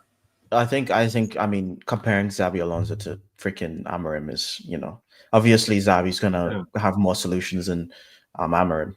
But that's where they should. He's just limited. But that's the problem. That's what Man United fans need to understand. If you're getting a manager that stylistically will always play the same way, you can't be expecting your team to finish champions, or you can't be expecting to challenge. I mean, in the chat, KJ was telling, this was news to me, that they're not even playing the same formation in the academy and stuff. No, they don't have a vision. Right, they have zero vision. It's because that's what I brought up. That's fucked up. That's because I was talking to KJ about this, because I was. It was my message in the chat that brought him up to say that, because I said I don't get. You as a club should be getting a manager and your academy that plays the same style of football, so you can promote your academy players into the first team, even if they don't become regular starters. That's how you then sell your players on to create financial growth and revenue within your team to buy players in. But Waneri and MLS came in and saved our season literally last year. Exactly. It was the whole point. Same with us. We had Elliot Anderson that came through. We have Lewis Miley. We have all these players that come through the academy, which then integrate into your first team because you have the same style of football. So it's easier for them to be able to get put into the first team. Whereas if Amorim, you want him for the next 5 years or whatever, and he's not going to have the same style of football as your academy, you're going to have a problem there. Granted, Mark Goldbridge said something last night when his podcast was Terry that I actually thought was an excellent point, which is Man United's big part of Man United's inability to sell players is that they buy players for a manager and then sack the manager, and all of a sudden the players don't fit into the system and the value of the players decrease. Yep. So like even now, like they bought that. This is why I wouldn't sack Amorim, to be honest, because they're just going in a loop. Like last year, they brought in a new manager mid-season. Then they end up finishing 15th, I think, as a result of the instability. And you're just going to be doing the same thing again. But now they've gone out. They bought themselves 3 marquee attackers. They bought themselves a new goalkeeper. And now then you're just gonna, throw the whole plan away. It's just you bought players for him. Like his the problem with that is that his tenure is like untenable. The dude is literally it's a tricky situation. It's like the worst Manchester United has ever been. Like in 30 years. In defense, and as I've said that as well, and we do need to move on to the next topic. It's literally the headline topic of our show, right? But Arsenal as well had this type of period under Arteta. After the FA Cup, not this bad. That next year we lost like the first 3 games of the season. Dude, this Manchester United and, have been losing like 3, 4, 5 goals, and like you can survive that. What Manchester United are doing right now, it's not even close. This is a rough month. This is a rough year. Bro. Rough decade. Like it's really bad. Anyway, he's played more games than he's literally played more games than he has points in the league. It's not. Yeah. We're up to the headline topic of the show, where now it actually took us 18 minutes to get here, but let's do it. I've made the claim about 5,000 times to this point now, and now it's starting to get people's attention, like the man in the middle between us here, that Arsenal have the best squad depth. I want to actually be really clear about what I'm trying to say here. The best squad depth in Europe. And after having seen I said it on the weekend when we were playing Forest. And again, I want to preface this by saying that, and Cal can back me up here because I've been here behind the mic saying this stuff regardless of the opponents from the day that Eze signed, that it's not about like, oh, wow, we played Forest, amazing, now we're going to win the league, which is kind of like sent Ash off, for instance. Like that, it wasn't a reaction to that game specifically. It's like, I knew this was coming. I've been waiting for it to happen because it was going to happen. And now it's now happened again, where Arsenal have now shown their ability, that how deep we can reach into the bag of tricks to pull out solutions for games. And we still are missing. I can list them all. Like what we're just gonna increase this. Bukayo Saka, Martin Odegaard, Kai Havertz, Ben White to a certain extent, William Saliba. Anybody? Am I missing anybody here? No, that's it. I mean, Norgard just came back today.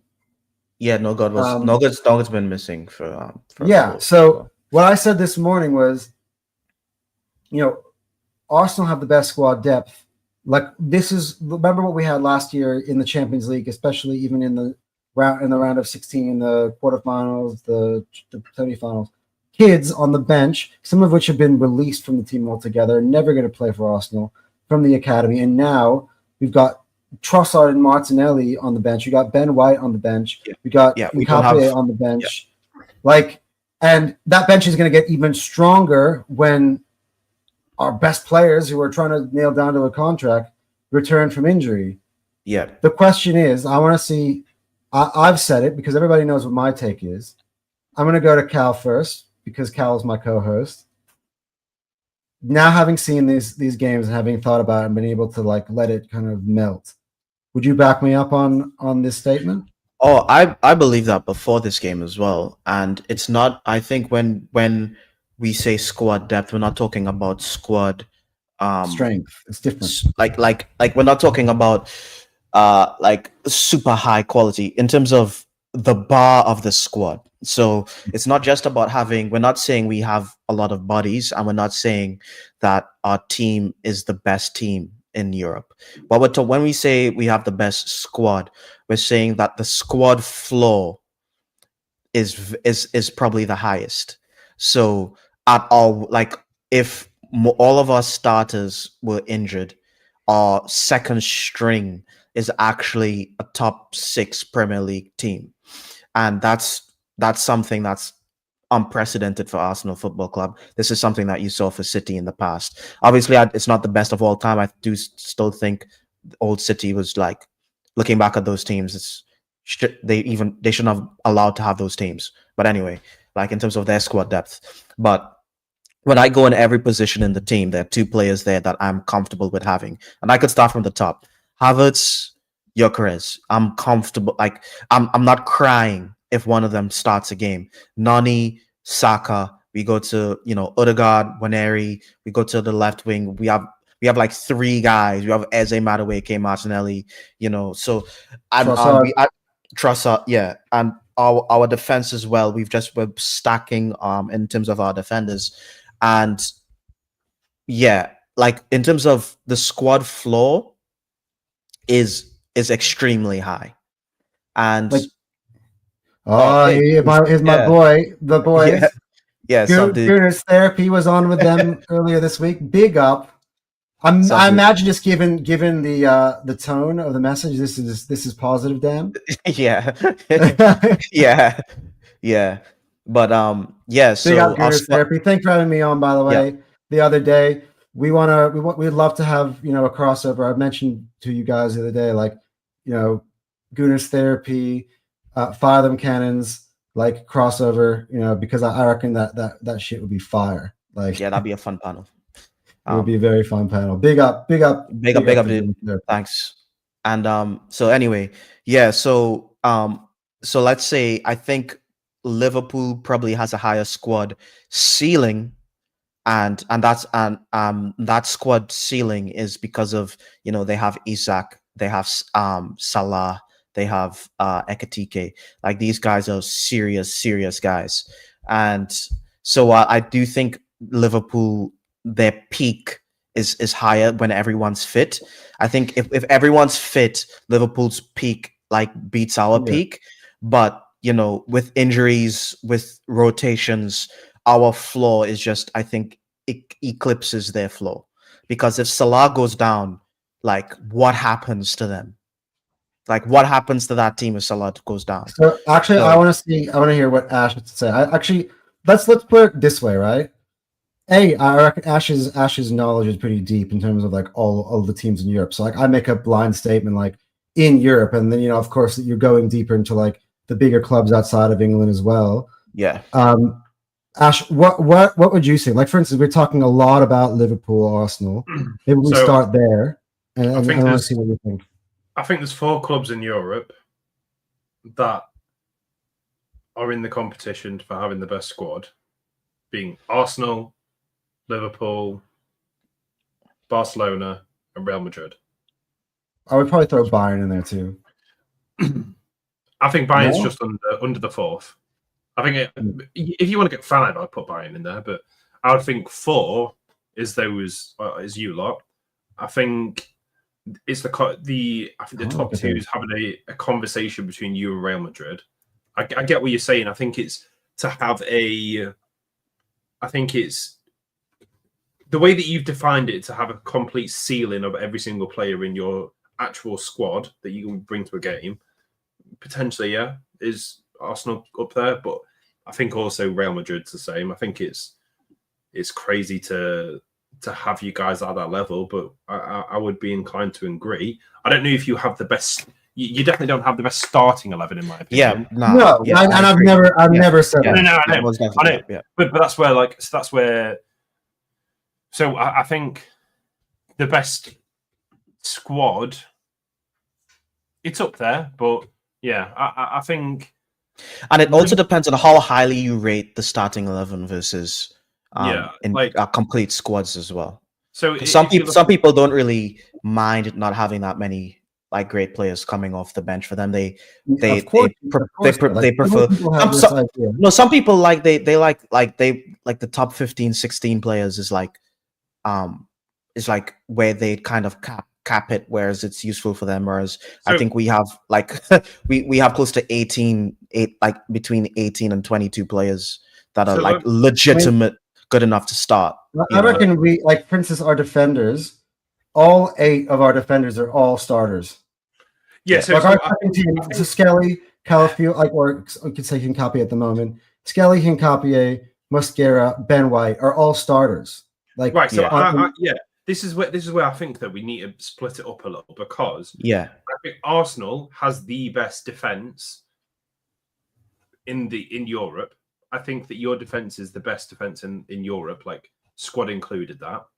I think Real Madrid probably has a better midfield and striker than you guys. Well, striker depends. Are you saying that Mbappe? Because when we played, of course, Mbappe started up front. Yeah, okay, yeah. Mbappe is Mbappe is like we're talking. We're talking rare. We're talking even above Haaland. So let me just read out Real Madrid's just forward. West please. Yeah. So we need to get some context. Vinicius Junior, Rodrigo, Brahim Diaz, Master Runtuno. I don't know if you saw. Yeah. I never heard of him until I saw Real Madrid Me play neither. last night. Well, he's only 18. He's 18 years old, that kid. But like, here's the thing: like, Fabrizio kept going on the whole summer how like, oh, this is the reason why Real Madrid is ready to sell Rodrigo. I'm like, who is this kid? Like, Rodrigo is established. Like, that Mascherano. So I was literally in Spain and I watched a Real Madrid play. I'm not gonna lie, I was probably about seven drinks in at this point. So I'm not gonna lie. When he came on, I could not have flipping told you if he was good or not, because my mind was elsewhere. But so he came on in the game that I was actually watching, and then obviously I watched him the whole of yesterday. and I could not believe how good this kid actually was. Like Cal, did you say it was you that watched the game, or was it? Yeah, I wasn't paying attention to him though. I watched the game. I was watching. Yeah. I watched Spurs all 90 minutes. He was attacking every ball. Like he nearly scored early in the game as well. Like I was incredibly impressed. But yeah, so they've got Kylian Mbappe, Endrick, and then Garcia. Like that's just their four. I like Garcia's. Yeah, I gotta say that in the forward Garcia's areas, I think I do like theirs better than ours. and I mean, you got Vinny, Mbappe, Rodrigo, and then your backups are Endrick, Mascherano, and Brahim Diaz, or even Gonzalo. I think is quite decent as well. Like, and then their midfield, right? I gotta say they do win that. They do win that. Yeah, exactly. Their midfield: Tchouaméni, Valverde, Camavinga, Dani Ceballos, Bellingham, and Gula. See, this is where I will debate. I think we boxed them. We went head to head against that midfield last year, and like my boss, he's a Liverpool fan, and he said like watching Rice just on his own, like let's forget about the rest of our midfielders. Before that Real Madrid series, people would argue like Rice, Valverde, like you would say like three of them, Tchouaméni. They were putting like five of their midfielders above Camavinga, right? Like they were putting, and then when they actually met on the pitch, and by the way, we're not talking about one game. Oh, it was one game. In two games, Rice was running again. Here we go. Not a show unless I do something which makes my freaking screen go like that. What was I going to say? It threw me off. About that, Rice. Rice was literally running rings around them. Literally, fitness-wise, like okay, and that's where I kind of. But Anton, this is where I think you're changing your. No, I'm changing the debate, maybe. Yeah, what I'm saying is you're talking about the whole of the squad, and I'm on about their midfield as a whole versus yours. Declan Rice, it's not a question whether I think he'll get into the Real Madrid team because I think he would, but I think as a whole, their floor of their midfield is unbelievable because any single one of those, if they came on, I'd be terrified to be honest. Like, I wouldn't be terrified, but they do have a very good midfield. You've got, I think, Dani Ceballos. At the same time, they wanted to buy. Like again, we can get into the Martin Zubimendi conversation because, like me and you, Ash, we've gone back and forth on you big up your boys, and it's actually funny. I brought it up. We're talking about Gunas therapy. I actually asked the Gunas therapy boys, and they actually agreed with you about the Newcastle midfielders over Martin Zubimendi. I was like, okay, what? Well, I can't say anything. What? I mean, they did, yeah. But even positive, Dan was like, "Yeah, no, I'd take Bruno G over Zubimendi." Well, the way that I see this, right? You guys don't have much of a leg to stand on because you wanted Bruno Guimaraes. You wanted him for yourselves, and that's the same thing on the Gravenberch conversation. We're same with Isak. You guys wanted Isak as well. Oh yeah, we wanted Isak. Like we wanted. Is an interesting topic, actually. I'm going to be honest. I never did. I've been looking at Gyökeres since over a year ago, and whenever I was like Isak, I still wanted Gyökeres. It's just something. It's just something about maybe it's just the resemblance. Like everyone sees the resemblance to Henry. Maybe because he wears the 14, he glides. Arsenal's obsession with Isak was actually disgusting to me. Yeah, I wanted Isak. I stopped wanting Isak not because of I think he is a very good player. I stopped wanting Isak. This is just a personal thing because of how obsessed my fan base was talking about him. They were like sexually attracted to the guy. The biggest reason that I can understand is because the Premier League proven that does bring it up a long way because. Yes, you can say Gyökeres. Obviously, the amount of goals that he scored at Sporting is insane. Like that's not a debate. But it's always like, can you transition that to the Premier League? This was my main premise behind this, Ash. Maybe this is the first time you'd be hearing any explanation like this. The way I've kind of seen Arteta's progression and how Arteta wants to build Arsenal, I've always kind of like mirrored it on Pep. And I felt that at one point, like Pep used to play like at the same time. He used to have art like Gabriel Jesus or Sergio Aguero or of Julian Alvarez, right? That type of striker who is not necessarily a out and out number 9. And then he transitioned to bring in an Erling Haaland. And while it might not have been a like obvious stylistic fit, he transformed them and took them to the next level. Like his first season, they win a treble. That's not a coincidence. Like for me, I was like, I'm seeing Gyökeres, and I'm like, that's okay. Yes, maybe Isak looks like Henry, but Henry played for Arsene Wenger. He didn't play for Mikel Arteta. For me, I'm just like, I saw Haaland, and I'm like, who's what? I want the closest thing that I can find. I don't care if he's not as good as Haaland. I want a Haaland sort of profile, and I that's get why what I you're wanted saying. I think Isak either like if Isak came to Arsenal, he would do just as well as Gyökeres. To be honest, but I think he would do. The biggest thing that I see to do with that debate is the pace. Gyökeres does not have the pace of someone like Erling Haaland or Isak. I think you'd be surprised. Even the guy commentator said today, he's like, he's not pacey per se, but he's a runner. Like he's an effective. I think it's very hard. It's hard. Like he will once he starts running with the ball because he's a tank. It's kind of hard to get him off the ball. But he does not have the pace that Erling Haaland and Isak has. He's right because Erling Haaland, like I don't know if you guys have been noticing, he's actually getting better. Yeah, he is. In terms of, I don't know if you're seeing like, have you seen like the passes that he's making as well, like the through balls that he's doing, and his link up play, the 1-2s. Like last weekend, he's playing football. He's playing like Erling Haaland playing football is not something I want to see. This is what I playing said. Football. This is what I said. Erling Haaland last season had an average of 21 touches a game. In the Man United match, he had 31 touches. Like, that should tell you itself. Like, that's 50% more touches than what he normally has in a match. Like, that in itself is crazy. It means that he's actually he'll play us next week and have like there was the one like game. 6. Yeah, there was the one game where Haaland had like 3 touches in the entire match. Yeah. I think it was the Martinelli 1-0 game. I watched that again because someone made the claim on Twitter like Haaland had a combined 3 touches in the game. And I literally just watched the game back, only watching like Haaland 1, 2, and then he's like, then there's like 40 minutes, 3, then he gets subbed off. Yeah. I'm like, fuck, that was real. Like, nah, but like we were talking about the midfield. Like I feel like this midfield's capable of doing a lot more under a different manager. To be honest, Arsenal midfield. Yes. I think I can't disagree with you totally. On an individual talent level, it's actually kind of nuts. Like the quality of our midfielders that we have, we have not been able to put together formations that like completely like that play like really scintillating football. I think we have a lot of dual winners in there, and I think that's fine. I think, but I think this.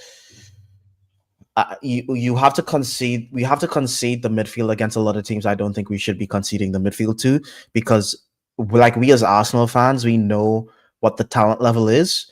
But if you don't see the performances, you really don't have a leg to stand on, and you just have to concede the point. Do you know what my biggest worry about your midfield, if I was an Arsenal fan, is it's definitely an aging midfield. Aging. Aging. Look at the ages of those. 26. Right, let me read it. 26, 31, 26, 29, 26, 27, 18. Let me read out Real Madrid's. 25, 27, 22, 29, 22, 20. I mean, that's like 5 years average age younger. Yeah, but the thing is, like, for example, first of all, our midfield, we want our midfield's in their prime, and that's what we want right now. We have a win our midfield. Like, if we had younger midfielders, I'd be way more worried, because like we went and we signed Norgard and Zubimendi. Those are okay. I want to win the league. This is like 3 years of, well, maybe not Norgard, but like Zubimendi and Rice and these guys. They have like 5 years of like prime football left, which is a lot. Like literally in 5 years, Waneri turns from 18 to what, 20? I mean, how old was Luka Modric? He just left Real Madrid just now. Like, I mean, that's Modric. So let's not. No, but I'm just saying, like, there's some players. I have, for instance, the style of play that Zubimendi plays, for Or instance. Zubamendi, I think he's You probably could going to play age- until he's like age, 30, yeah. 31, 32. That's the type of football he plays. But and he's just going to get more intelligent. I don't think the age of our midfield it's a problem. I think our midfield is actually like win now. And we have enough time to get And reinforcements. that's to, what that's how we were arguing about Sesko versus Gyökeres, right? Yeah. It's like, the age. I'm like, age. When you are a big club with money, right? I don't need to buy a 22-year-old now. It's not like this is the last window we're ever going to have. We need to stock up completely on our squad for the next 10 years. That's not the conversation. Like Gyökeres drops off. There's other transfer windows. You can go and buy another player who's in his prime or younger, like who's probably better than Sesko. There's another guy coming through the pipeline somewhere else that we can go and get. Like, and the thing is, the midfield, that conversation. The thing about the midfield for me personally is a position on the pitch where you can't. It's very hard to play young players in the midfield. We have one like really young player that's playing in the midfield, but we have a lot of really young players on other parts of the pitch. So like you don't want too many youngsters. We have like Max Darman. We have, even Mascara, he's young for a defender. He's what, 21, 22? I think he just turned 21. Yeah, so like we have like really young players on other parts of the pitch, and I'm willing to kind of concede having young players on those parts. I remember when I was looking. Kape is 22. So I was looking at the squads at the end of the transfer window, and I remember Arsenal had the highest average age, which how I see that is not necessarily a bad thing. I see that it's more of like we're trying to win for the here and now. Yeah. But I also get. You also got a great academy, by the way, Ash. So that's you're not looking at that. Yeah, our academy. Obviously, you do need to have younger players to try and get them to not necessarily to be part of your team for the long run, but to have sell-on value, because that is a very important. That's a big thing. That we need to work on as well. Yeah. So that's why I'm like, yes, I can see that what you're saying, like for the winning here and now, but then that was my problem with saying that's why Eddie Howe didn't want Ollie Watkins as our main striker. I didn't want Ollie Watkins as our main striker either. Well, because we wanted two. We wanted an experienced one and a younger one, which obviously Voltemada is the younger one, and then to have Wissa as our it's like the same thing you kind of did with Callum Wilson and Isak, where like at the start, Callum Wilson was at Bournemouth. He was like an established Premier League striker, and then you brought this young phenom, in Alexander Isak. And I remember, like myself, I'm like, I rate Isak so high. I'm like, wow, Isak's not getting into the Newcastle team. Like week and it was Callum Wilson. Like is that kind of the same formula you're trying to rebuild now?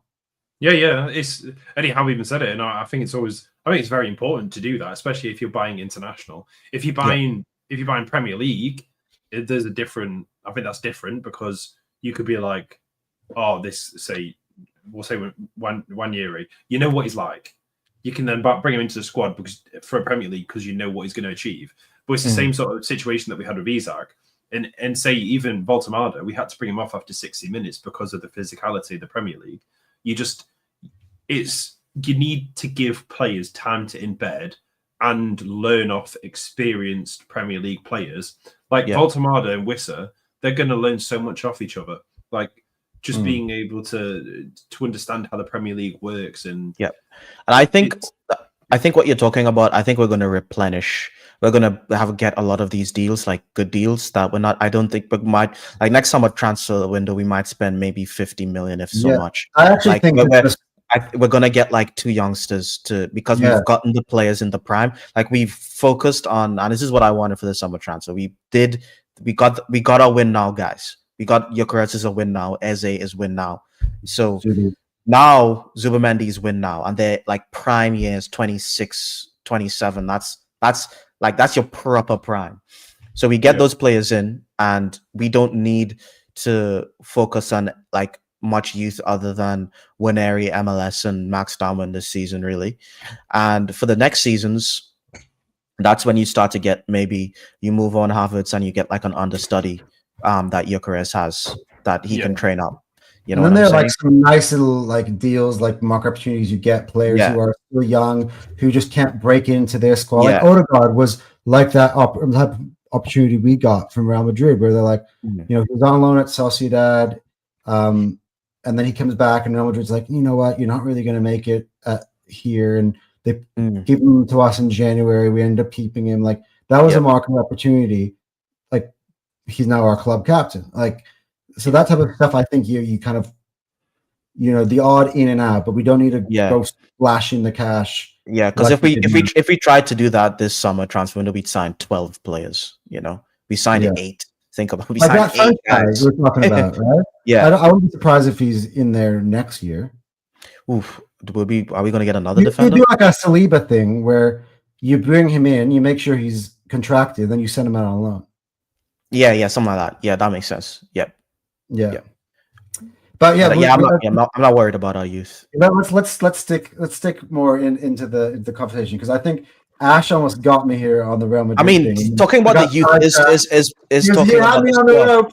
He was talking about their midfield, and I was like, and you know, but that's like all part of the conversation, because we spoke about the youth, which is part of the squad. Yeah, I mean, like I said, I straight up thinking that you probably have the best defense in Europe. I think it's midfield and forwards is a debate, but I think as a defense you do, which makes, like I've always said this, a defense makes your team, doesn't it? So if you've got a good spine and good defense, it's all you need to do is build on from there, which like I still think Real Madrid have definitely got better forwards.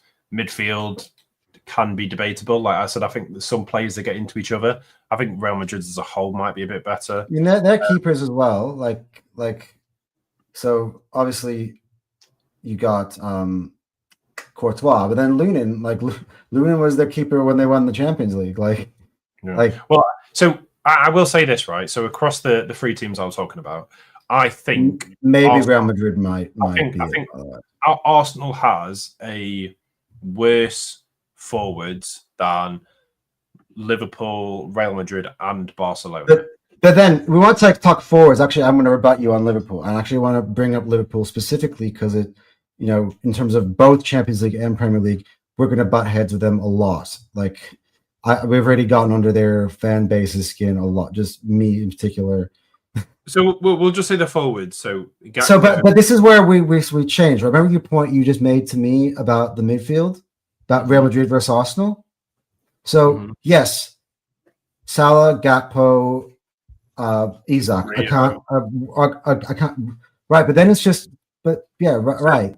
So in their starting squad, their forwards is Gakpo, Rio, Salah, Chiesa, Isak, Ekitike. But yeah, I was completely annihilate this in terms of squad. In terms of squad depth options, squad depth, yeah. Because you guys have got more forwards than they do. Yeah, and our forwards are actually can start. You just put Rio in there, right? Can start for Premier League teams. Rio for us, he knows on the level of Rio. Is Max Dummon. He's third choice on the right wing. Yeah. So they have more midfielders because Wirtz goes into the obviously midfield and stuff as well. So to be honest, I think we crush Liverpool in terms of squad depth. I think that their defenders alone makes, I don't think qualify, because their lack of defenders makes it so that if 2 of their defenders, if Van Dijk and Konate got injured, they're literally finished at the back. Yeah, I mean, but if Gabriel and Saliba got injured, we have 4 guys that are just that 4 starters ready to kind of fill the gaps. Yeah, that's why I said straight up. This is what I want to say. I don't think it's a massive debate. I think you guys. So this is what I want to say. Maybe I might open up Ash's eyes. I'm not trying to change your opinion, by the way, but I would open up Ash's eyes to this point, because maybe you take the name Arsenal and people associate oh, how many trophies have you won?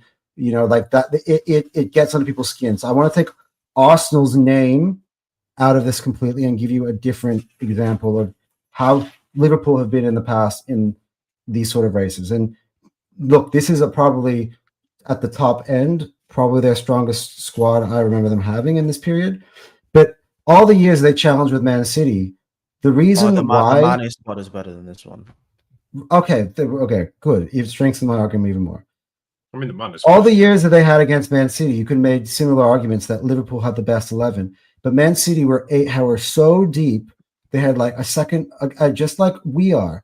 They had a second 11 that could finish 4th to 6th in the league, and that's what I was trying to say this morning. Like, it triggers everybody anytime I say, "Hey, I don't think that Liverpool. That I think that Arsenal have a real case to win this league here, like above Liverpool." And I keep saying, like, it's not just Premier League. Like, you have to play 38 games, then you have 8 games in the Champions League plus knockout, then you have the Carabao Cup, then you have the FA Cup. Like how is like our team? You can see now our team is as depleted as it was a season ago, and we don't care. Like our team is only going to get less depleted. I get what you mean. The Premier League. I get what you mean. The Premier League debate that you've probably got the best all-round squad, but like I said, so in the context of Europe, I think Real Madrid does beat that. But then I think it goes Real Madrid, you guys, Liverpool, and then maybe like Barcelona, Bayern Munich, and then there's a few teams. Because Barca's bench is very thin. Yeah, Barcelona's bench is a bit thin. Yeah, I think it's always been that way. It's historically like.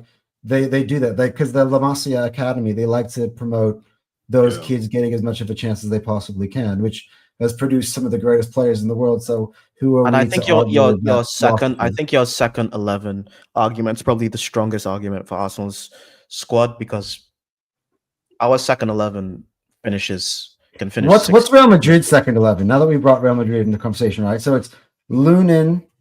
I guess you say Carvajal's in the second 11 now, if transfer starter. Carvajal was starting before Trent. Obviously, it's either Carvajal or Trent, but I mean the drop off isn't really that. I mean, did Huijsen start for them?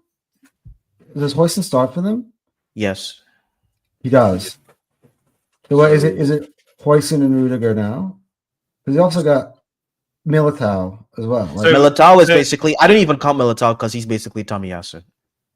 So their starting 11s being Carvajal, Militao, Courtois, Huijsen, Carreras, Tchouaméni, Dani Ceballos, Brahim Diaz, Gula, Vinny Jr., Mbappe was like their main starters. That's an odd midfield for me. Like, I don't know if I start Gula ahead of some of the midfielders.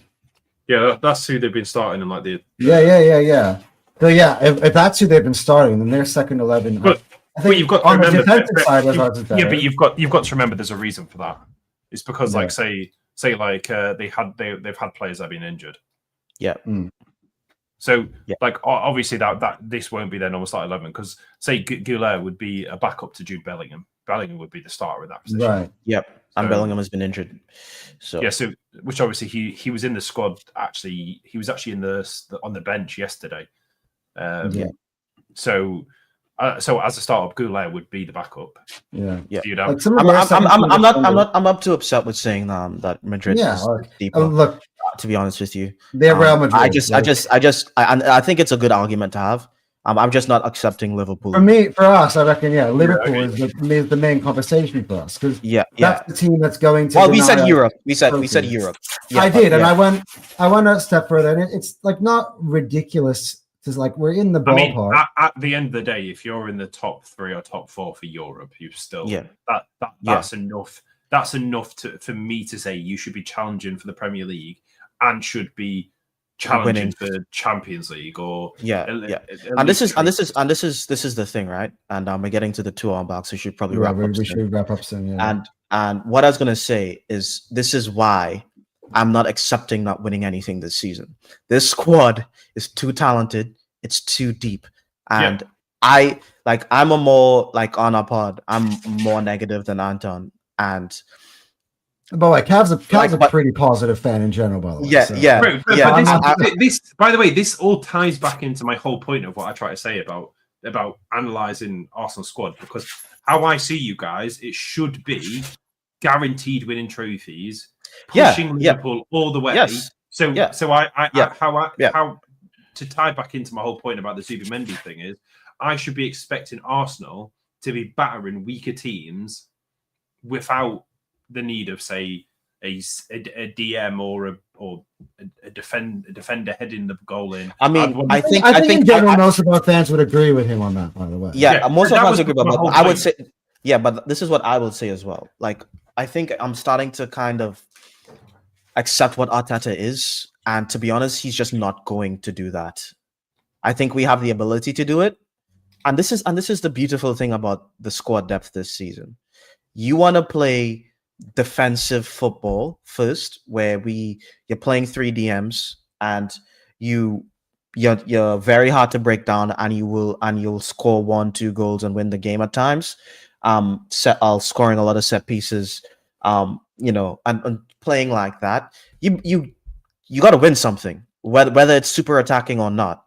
And the thing is, if we're playing a style of football where Zubimendi is going to score once every 6 weeks, but then Declan Rice is going to score on the second week, and then you get Calafiori is going to score, and then Gabriel's going to score a header, and then that's just how we play. Fine. Yeah. If you're winning the game, Timber scored 2 goals against Leeds. So what? We won 3-0. Yeah, and Timber's probably not going to score for another 8 weeks. So. Yeah. You know what I'm saying? And Zubimendi's probably not going to score for another 10 weeks, but the guys are sharing the goals around. And if that's what works, it's what works.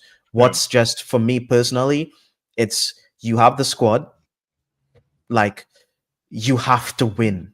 Okay, this is like everyone's like major. Everyone right now, most fans are major or nothing.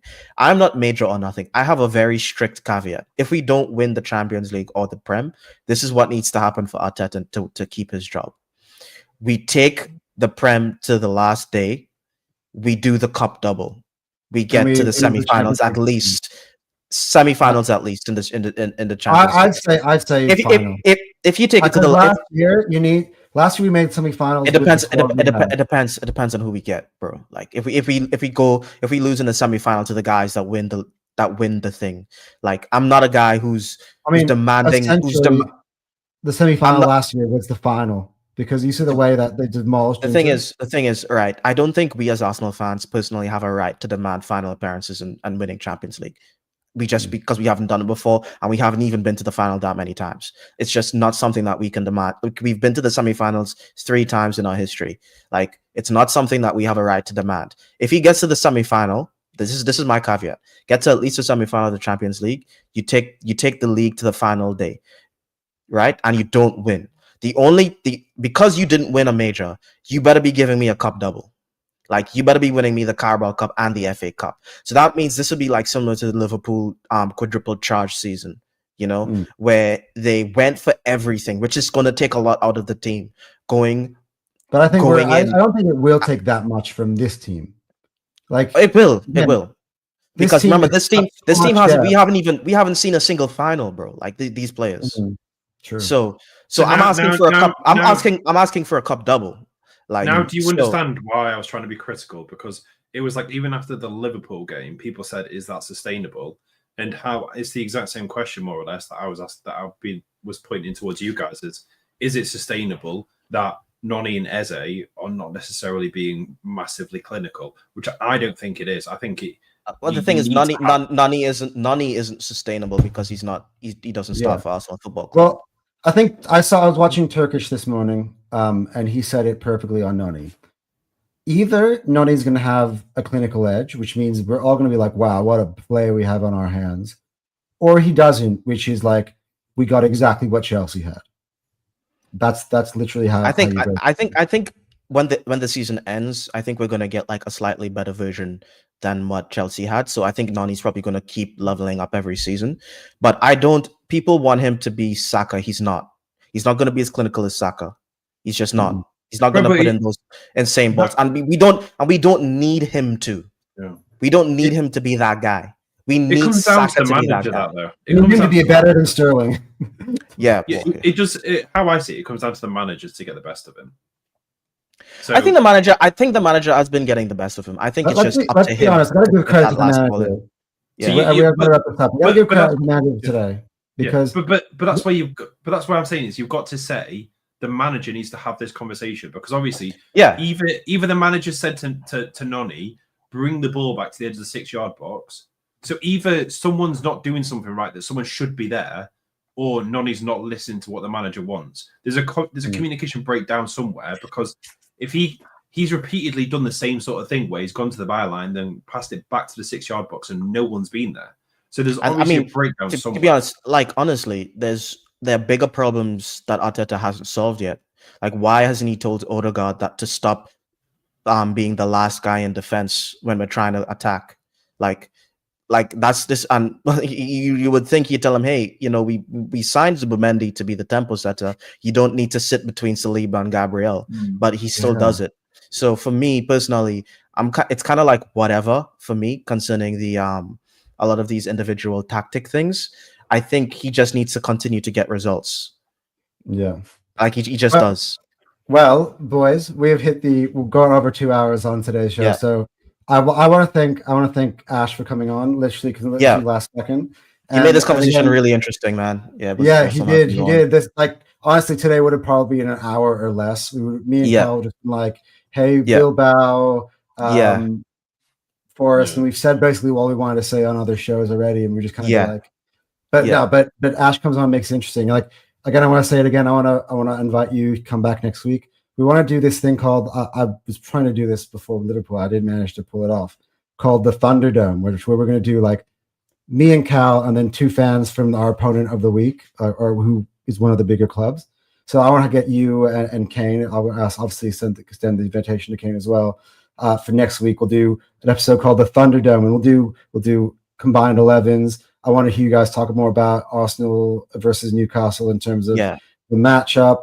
Like, how you guys can share all your thoughts that you've been holding in about Newcastle in terms of versus the big side. I'm really keen to hear both of you guys' point of views and takes on that, because and it's gonna be awesome doing it at the back end or whenever we face you guys again, because we'd have the context of the first game, so it'll be more banter, more arguments and stuff. So I think that's something. I have one last question for both of you. Obviously, thank you for allowing me to be on here. But I will ask one question for both of you. Well, I guess it's a 2-part question. One, what's going to be the score, the Newcastle Barcelona game tomorrow? And the second question, where are we going to finish this season? Okay. I'll answer first. First, you're going to lose 3-1. Personally, I think Barcelona's attack, like Barcelona, is probably one of the only attacks. Barcelona and PSG. You've got to remember they don't have Lamine Yamal. I know, but they're still like, there's like Rafinha, Pedri, like these guys are they're different. And I would say the only attacks that I feel like really can score more than 3 goals against Arsenal is PSG and Barcelona, to be honest. So, and that's just how and I already said, I think you guys are similar to us in terms of how you guys like winning the ball back and stuff. But I think Barcelona and PSG are the 2 teams in terms of attack. Not even Real Madrid scare me as much as they do. So in terms of attacking prowess. So that's why I say that. But I still think you guys score against them. Where will Newcastle finish?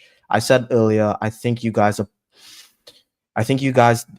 floor is 6, but I have a feeling you guys are going to finish 5th again. Okay. I think best case you finish 4th, and you push Chelsea out. All right. First of all, I want to commend Ash, because I can see the faces that you're pulling. Like, and I've been in your shoes. Like, when everybody like doubts you and you go against the big boys, and you're like, I think we can do it. We can take them on. Like, I was like that for so many years when we were in the Champions League. I ended up being wrong, like tremendously, awfully wrong. But I love it. Like honestly, that's my type of guy. like big it up. Like I said this yesterday with the Dans. I'm like, I'd rather be wrong backing my side than be right, and completely doubt my team and like just simp for rivals and stuff. You know what I mean? Like, I'd rather go down swinging. This is how I think the game is going to go. I don't know if it's going to be as much as 3-1, just because St. James's Park, like, I think the physicality of Newcastle will shock Barca to a certain extent. Like I think that Barca are used to like having so much space and dictating whatever they want. And Newcastle, as we know when we play them, they get into your face. They like to bring you down. They like to play dirty. And I think that is going to be a bit of a shock for Barca. Now, if this game is like the new camp, I'd say you guys don't stand a chance. At St. James's Park, I think it'd be interesting. I think it'd be a lot more cagey than people think. I have a hard time seeing. I'm sorry. I just have a hard time seeing you guys score. Like I just think you struggled to score goals with the exception of that when you were 2-0 down against Liverpool. Like you guys couldn't break leads down, which was a bro. madness. I hated the end of that game, by the way. Yeah, so I think it'll be just wanna 2-0. I think it'll be 2-0 Bar. Actually, I think that it'll be like a carbon copy of our game against Athletic Bilbao. Like do have to they're remember, gonna be shocked I at how wouldn't- good you guys are. I wouldn't use your analysis on those games for how we are, because obviously we didn't actually have a striker for those ones. Right. This game, obviously we would have. But You even guys were crying out for a striker for those games. It was so obvious. But even this weekend, though, you got your striker. You still only managed one against. I would reckon the worst personnel-wise defense in the league. Yeah, I mean we hit the post and missed. Like Barcelona is a. That's what I was trying to say. I wasn't trying to clown you guys. I was saying Wolves to Barcelona is a massive difference. You know what I mean? So again, No, I think you guys. To be honest, I didn't realize it was at St. James's. I think I'll revise that to a 2-1. Yeah, and in terms of where have you guys finishing? I have to be honest. I think, by the way, after you, there's a massive drop off in quality in the league. So for me, I have the 3 Liverpool, Arsenal, City, and then there's a drop off to the next level, and that would be Chelsea, Spurs, and you, and then there's a drop off to the rest of the league. Yeah, like a canyon. And that includes United. That's right. yeah. I would have you 6. I would. Okay. I like. That's like why I said minimum. Like unless you guys like fall like completely just fall off. If you do what you need, what I think you're gonna Even do. if they fall off, I don't see them finishing 7th. Like I say, like there's a canyon between. Oh no, Bournemouth. Maybe, yeah. Look, Bournemouth are playing better than Newcastle at the moment. You guys obviously need to pick Bournemouth it up. is kind of like one win in 4. There's always one or two of those teams that are like really trying to box. Yeah. I honestly, I think that team this season is going to be Everton. I think Jack Grealish going over there and being able to play how he used to play at Villa is going to be a huge difference for them. I don't know, man. I think he's already got the most assists. He got Premier League Player of the Season. I think Semenyo's leveling up. Man. Like, it's a conversation. It's really good. Yep. Anyway, guys, that has been the show today. Again, thank you so much for Ash coming on. We'll have you back next week when we talk about that's our next opponent. After we played obviously the big game against City, and then we got a little bit of a task against Port Vale in between.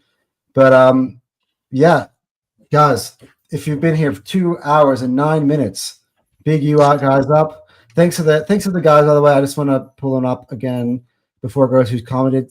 Thank you to Dave Speaks Football, Man United fan, our friend. He's in our group chat. Big him up, like one of my favorite Man United content creators. Like literally, go check out his stuff. Like he is funny, man. Like he is very entertaining. Big up Stu. He's here every single week, watching the pod. So big up Stu and big up Positive Dan and Negative Dan. I don't know which of you actually messaged us. I think it was Positive. It was Dan. Positive. I felt like yeah. I felt the positivity in our room just as as he sent the message across. Yeah. So we will be back this weekend. We're gonna preview Arsenal against Manchester City. But until then, guys, take care. Again, make sure you're liking and subscribing. Okay, we're trying to build this channel. As you see, we got Ash here today, right? The content's only getting better. Yeah. So yeah, got to start off low somewhere. So we gotta start. Nah, man. Can I tell you, Ash? While we're here, we're closing this off. Like, I think we're a bunch of boys in our group who are like up and coming stars in the YouTube game, which is why Terry has like handpicked us to be in that group. You know what I mean? And Ash is 1000% one of those guys. He is in our chat. He is the instigator. He says stuff that riles everybody up. Similar to me as well. I'm gonna leave myself out of that conversation too.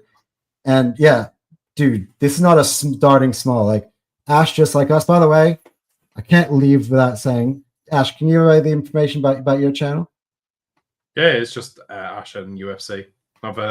Yeah, I'll put it. We should put it in the description. I will go back and I'll edit the description. I got to change the thumbnail too as well. I got Ash in there as well. Anyway, guys, we will see you guys in the next stream. See ya. See ya.